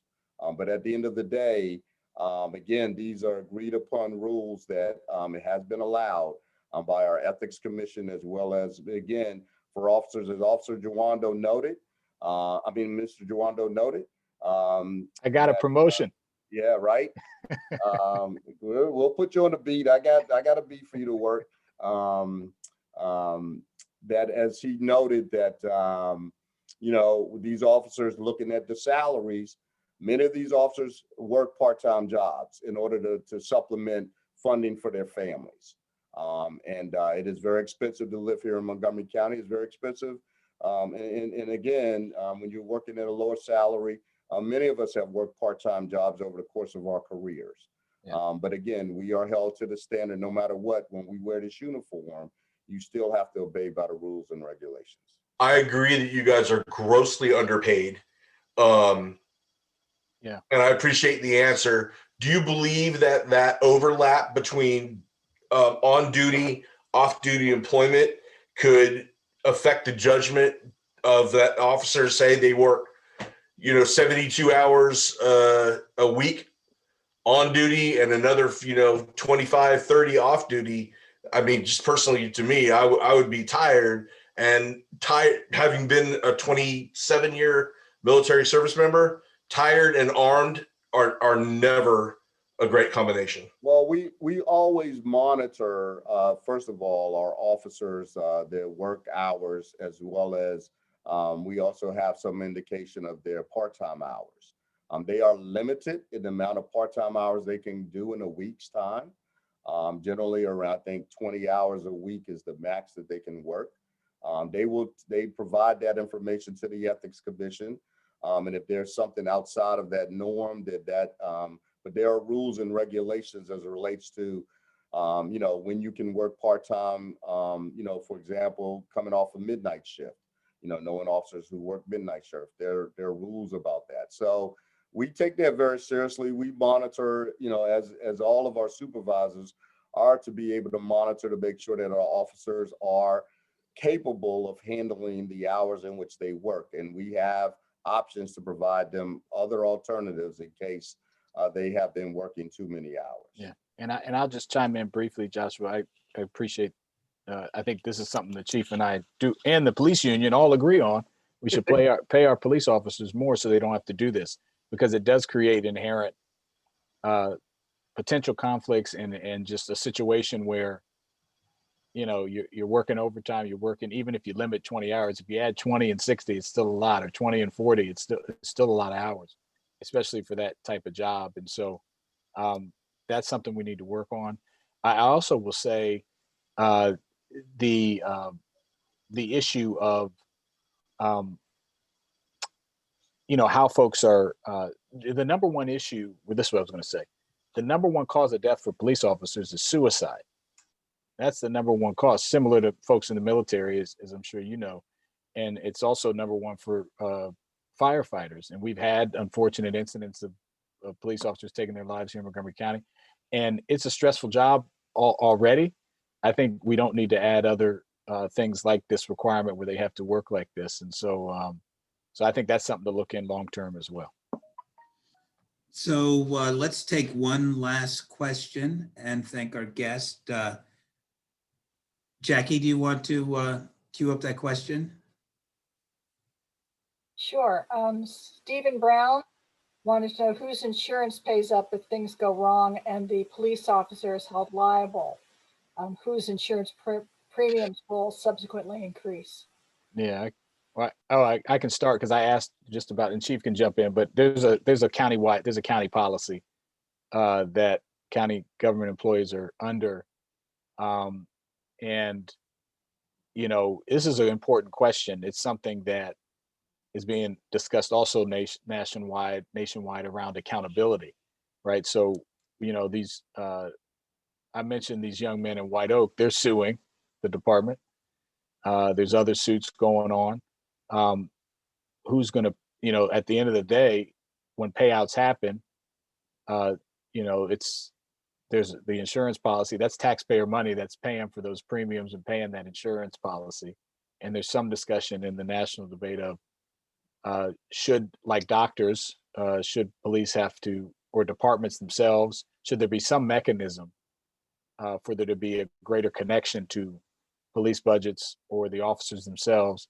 There's also this issue of qualified immunity, which is not necessarily on the payment side, but it's on the, can a police officer be shielded from being, liable for the breaking the law under the, while they're performing their duties. So related questions, and I think it's something we need to talk about, because at this point in time, it's the county paid insurance policy premium that's going to have to pay out. Chief, So do you have anything? I'll make one correction to what Mr. Jawando just noted. And I think it was in context to the part-time position. If you are working part-time for a company, it is as a security officer, you have to be indemnified and produce that for the county, for the ethics commission, in order to work that part-time. So that does not fall under the county, right, from that perspective. But I would also note, as Mr. Jawando notes about the county, what it represents for our officers. The county also represents all other county employees, ride-on bus drivers, people from DOT, from car accidents, things when they're at fault. People will make mistakes, right? And things do happen. We of course are always centered at the top of the charts, you might say, from people who want to sue, generally because of the nature of our business. And that is totally understood. There have been many of us who've been sued on our department and suits have been thrown out because they're bad lawsuits. So this is not something new to the profession. It's been around. I think it will always be around. There's always room to have discussions about how the county covers the officers based upon their behavior for a larger conversation. But I also would say that, just like any other county employee, whether you work in whatever field you work in, there's still a degree of from county government of representation by the county, because you work as an agent for the county. And Chief, let me just ask you this final question, which deals with neighborhood watches. What's been your experience with the value of neighborhood watches over the course of your career? There was a time 10 years ago it seemed to get more attention than it has now, but I was wondering whether or not you think it has value and we should redouble our efforts in that regard. Yeah, I would highly recommend it. I think for the neighborhoods that have really engaged in neighborhood watch programs that have been fruitful, they've been very fruitful, great communication amongst the neighborhoods. I mean, we live in really this high speed world of technology in so many different fronts. I know there's the Next Door program that I also highly endorse for many of our communities, because they're able to share information. But I will say those neighborhoods that have engaged themselves in really knowing their neighbors and knowing the neighborhoods and knowing the issues that are in their neighborhoods that center around public safety. We've had great working relationships with our district police stations and our community service officers, being able to always share that information that's been fruitful and provide some level of comfort for many people who really engage in that. Well, thank you so much, Chief Jones and Councilmember Jawando, for being with the Civic Federation for our February meeting. It's been an enormously useful conversation. We will share the various resources that you provided for our membership, and we will follow up on the neighborhood watch idea with some of our newer members. So thank you very much, Councilmember Jawando. Yeah, Alan, could I just say one quick thing? I just put my email in the chat. If you got a pothole or you want another question about another issue, you can reach out to me there. So thank you for having me. We'll be reaching out to you on the ZTA and middle missing housing at some point in the future. I'm sure you will. Yep, Stay tuned for that. So thank you, Chief Jones and Councilmember Jawando. Thank you all. This evening. Appreciate it, Alan. Thank you all, and have a great night. Thank you very much. Well, let's move on. Ladies and gentlemen, it's 9:20. Let's spend a few minutes with some committee reports. I know that there's some that people would like to discuss. I want to thank, we've got 4 former presidents of the Civic Federation on the call tonight, Peggy Dennis, Bailey Condrey, Carrie Lamari, and so thank you for joining us. I hope I've got everybody. I'm only looking at one screen. I've got some of you still. We just lost 20 people. But before everybody else goes, our March meeting is on the general topic of pedestrian safety. We know that we will at least have a Wade Holland from the County Executive Office, who is the county's Vision Zero coordinator. We also learned today that Dr. Travis Gales, who's the county's public health officer, will join us for our March meeting to answer questions about the vaccination program in the county that people have many questions about. So that's the March meeting, and thank you to the past presidents. Peggy, I see your hand up, but I was going to call on you first for legislation. So can you hear me? yes. The topic is pedestrian safety. Person that should be included is John Wetmore, who for years has been the county's amateur expert on pedestrian safety issues. He even has his own program called Perils to Pedestrians. He's a good friend of mine. We went to college together. So Christy Daphnis has been suggested, Wetmore has been suggested, Allison Gillespie, who's been pioneering the open streets. So we'll have a good program on pedestrian safety next month. Let's quickly go through some committee reports on transportation. Jerry, have anything to say? Briefly, Jerry? Yeah, tonight the Department of Transportation, the State Highway Administration has started a program of putting in basically things that'll stop some of the tractor trailers from crashing on the westbound beltway. I'd been in discussions with them on trying to get some solutions. I think they finally have reached a solution that should help. We've also seen that commuter rail traffic on WMATA's rail is still down 88% last week of the stuff, and traffic is starting to come back to normal. If anyone has any questions, please let me know. Thank you very much, Jerry. Next on my list is land use and planning. And I know that, Robert, you wanted to say something about that. Harry, do you have any comments for the group?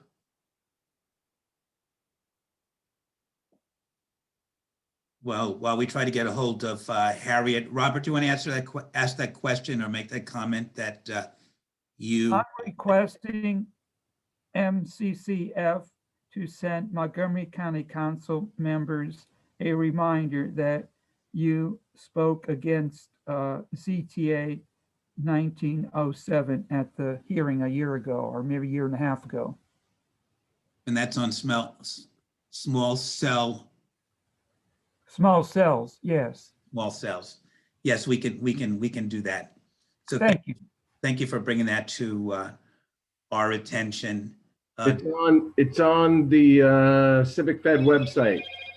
Yes, and so we're going to remind them that of the position that we took now that that ZTA is back.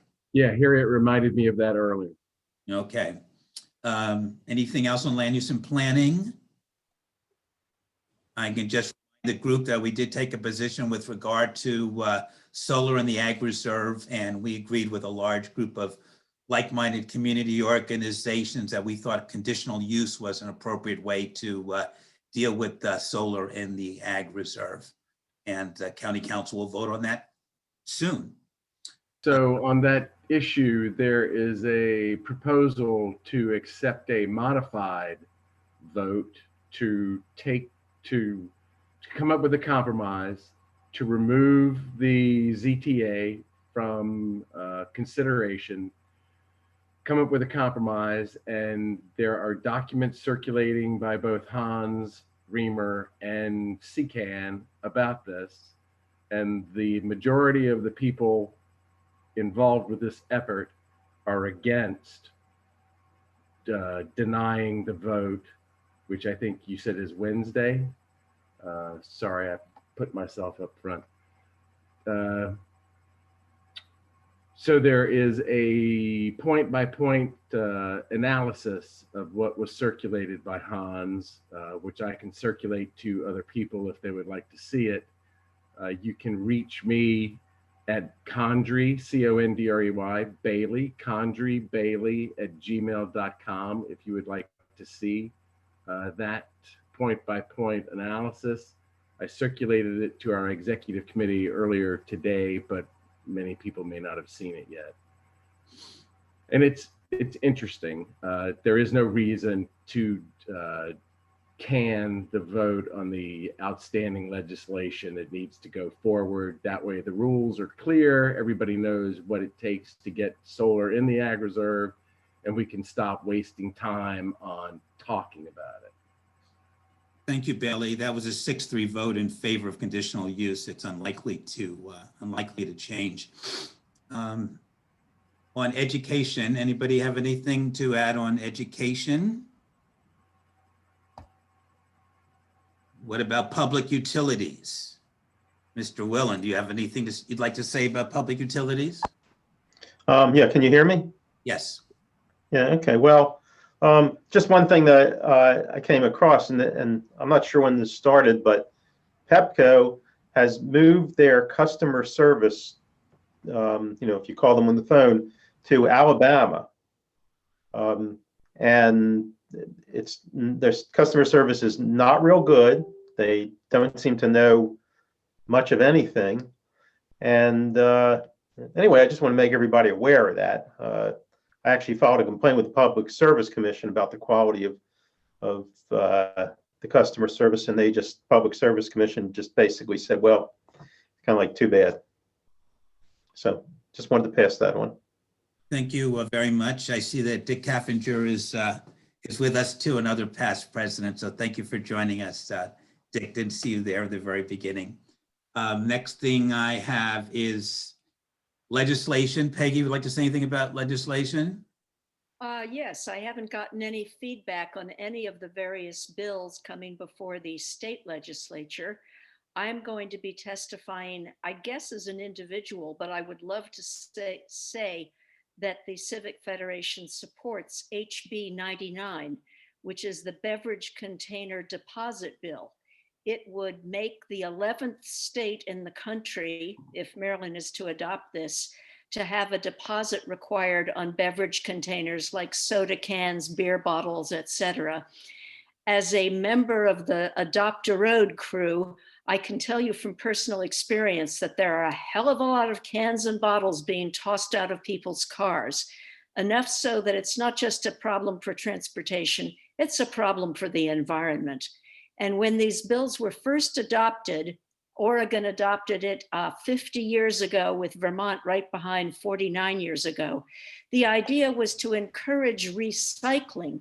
Well, recycling's mandatory in this county anyway, but a lot of people just ignore it and throw the bottles out the car windows. So for a number of reasons, environment and transportation, I think it's about time that Maryland showed some leadership within the mid-Atlantic states and put this bill forward. And then we could say to the states and the district around us, hey, get on board. Let's all do this. It leaves our roads a lot tidier and nicer. I don't know if I can get support from the Civic Federation on this, but I'm going to testify on my own. Let's talk about it at our next executive committee meeting, and maybe we can put together a statement. That would be great. Thank you. Thank you, Peggy. Anything else on legislation, public safety? Well, wait. I'd like to say something on what Peggy's talking about. A different bill. There's a bill before, I believe it's the Senate right now. It's called Right to Repair. It came before the General Assembly last year. It should have passed, but there's just too much lobbying from the large corporations.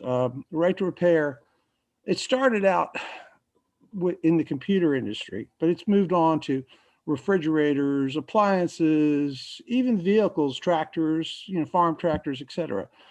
Today, large manufacturers hold their specs and their diagrams of appliances and computers.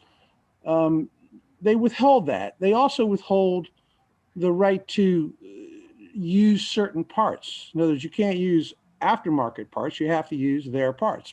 They may have a point there. I don't know. But they're not making their parts available to to small companies. The right to repair bill will give smaller businesses the opportunity to get these blueprints, to be able to buy parts from the manufacturers and to repair appliances, probably cheaper than the large corporations can. I think we ought to step up to the plate and at least mention that we're favorable in allowing more opportunity to smaller businesses who are qualified, who are licensed to be able to make these repairs. I mean, that's just a thought. It's been a burr in my saddle for a while. Gary, there are a lot of bills that we could support, and managing that process is going to be challenging. If you want to send us the bill number and then an argument in favor to the executive committee, we'd appreciate it. Actually, if you can do a link to the whole bill, that would be great, but yeah. Thank you very much. Environment. Peggy, yes? Yes, I just wanted to say, on the national level and the state level, we've got a lot of initiative going on in terms of climate change legislation.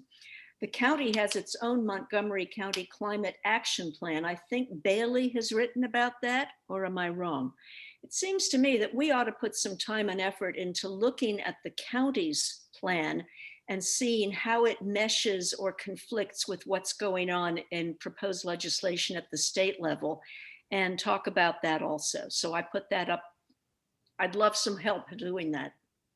Thank you very much. We will do a Civic Federation comment on the climate action plan, and Bailey is honchoing that. Anything else on the environment? Yes. Go ahead. So I'm meeting with a number of groups, but one of them is the climate mobilization. They have done an analysis of the 238-page climate action plan draft.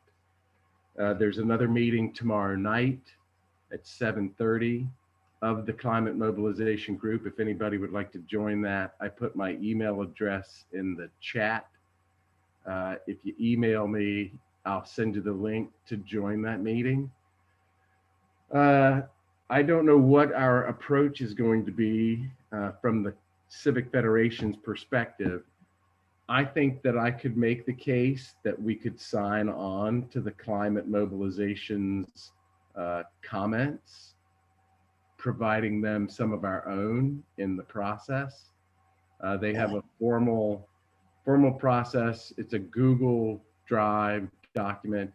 If anyone who's taken the time to look at the draft cap and they have things that they'd like to say, you can funnel them through me if you don't want to jump into this process, and I'll look at them and try to include them in whatever the Civic Federation provides to the climate mobilization. I shared this 24-page document with members of the executive committee on Friday. There is a lot to digest. This is a complicated process. The environment is going to deal us some pretty severe blows in the coming years because of the turbulence and the instability that we have introduced into the system because of our emissions.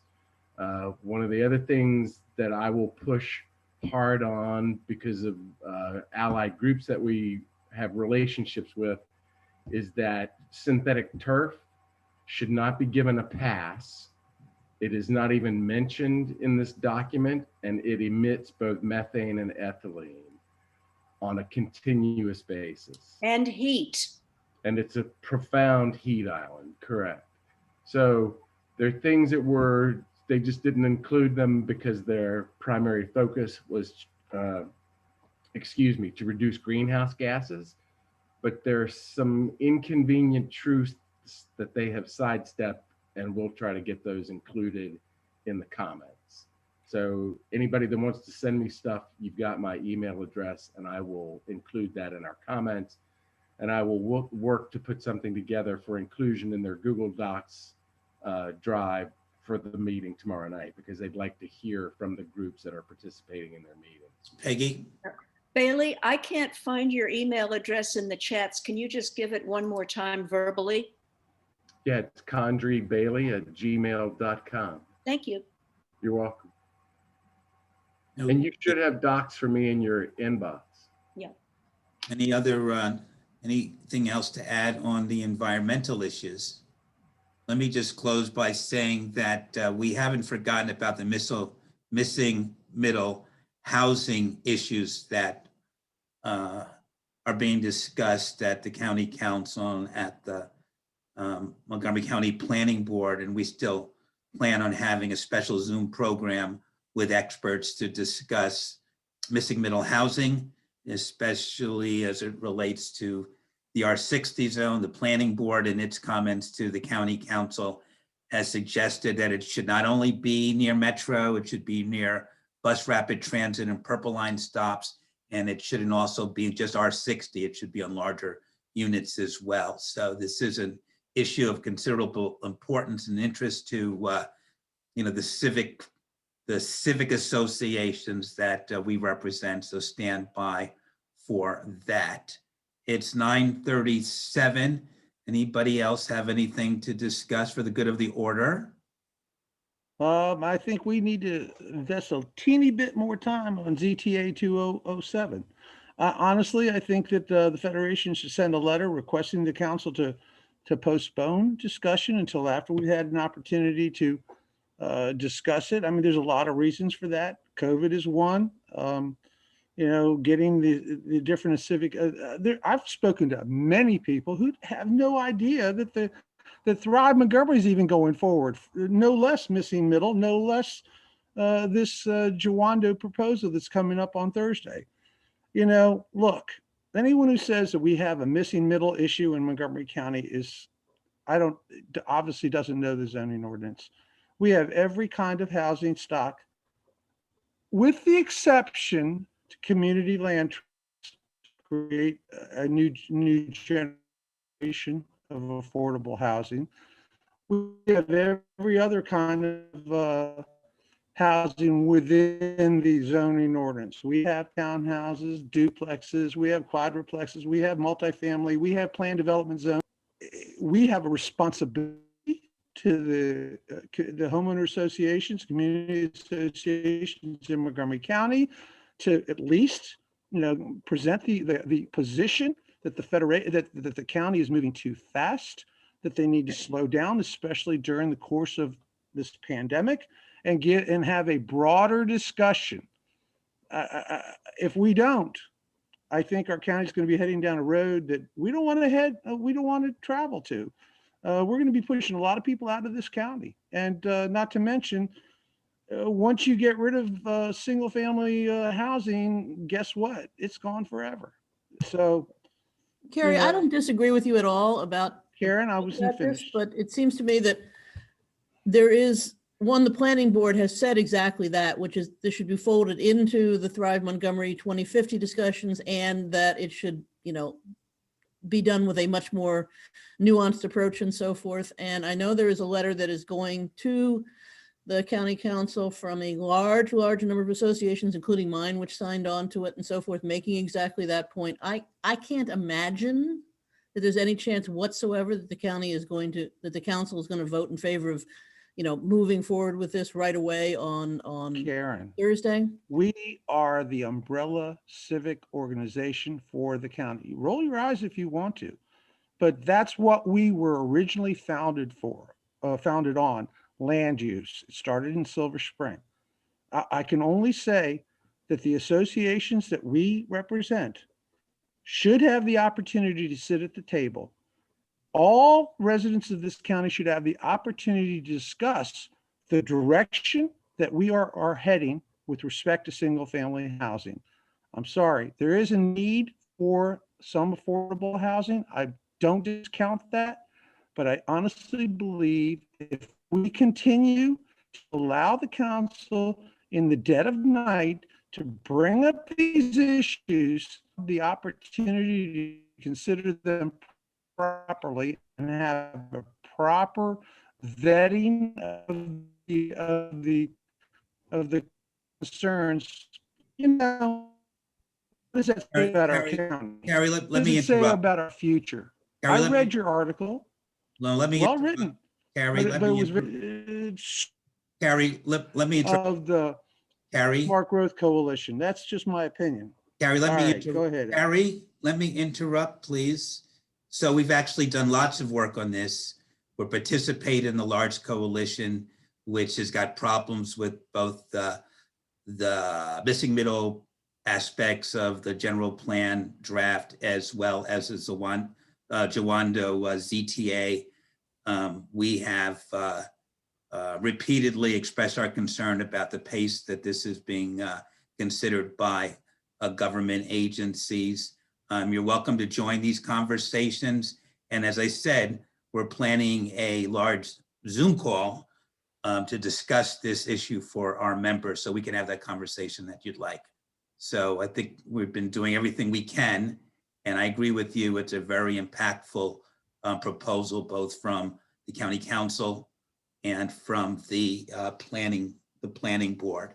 So trust us on trying to put together that program, and obviously you should participate in that. Yeah, I don't disagree with you at all that we need to have that discussion. I'm just saying that I just don't think, I think I could predict with a pretty strong degree of certainty that the county is not going to vote to go forward with this on Thursday, and that there will be some kind of task force. And personally, I'm going to volunteer myself to be on that and that kind of thing, because I think there's some room for some of this, but I think there's an enormous amount of work that needs to be done to actually make something feasible, you know, including getting the builders in on this discussion to find out if any of them would even be willing to build some of this kind of stuff. Because I've listened to Will talk a couple of his presentations all the way through a couple of times. And, you know, at some point it's like, we should do this. And on the other hand, well, you don't need to worry about if we do it, because out in Minneapolis, nobody builds the stuff where they've got the kind of ordinance. So it's kind of like, well, what is it you actually need to do to make a program like this actually work?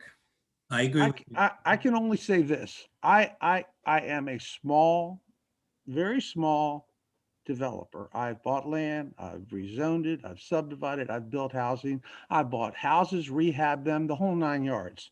Okay. I can tell you, this proposal is going to create a new industry of speculator, developer interests. And affordable housing will be a thing of the past, because now young couples will have to compete with small speculators and small real estate ventures to buy these R60 homes. And then when the developers get a hold of these homes, you're going to find a lot of neighborhoods with duplexes, triplexes, quadruplexes. And guess what?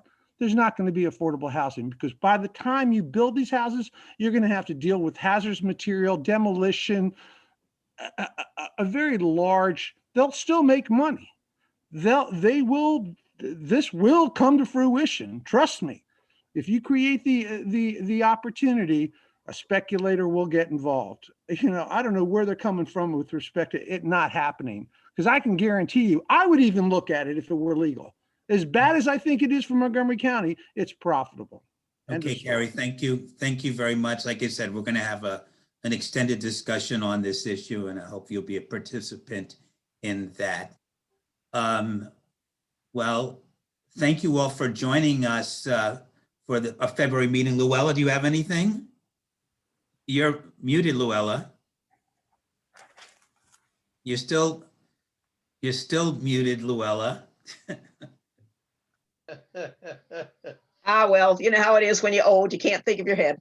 I notice there's a hand up. Sue has a hand. Yeah, I just wanted to go back to when you were talking about recycling and collecting bottles. Yes. When this happened in Maine, 35 years ago or so, I was dating a gentleman who built shopping centers and managed them. And they were all excited because they knew they'd have to rent warehouse space to put all these bottles. So that's a group that will also support it if you want them to, because it's a moneymaker for them.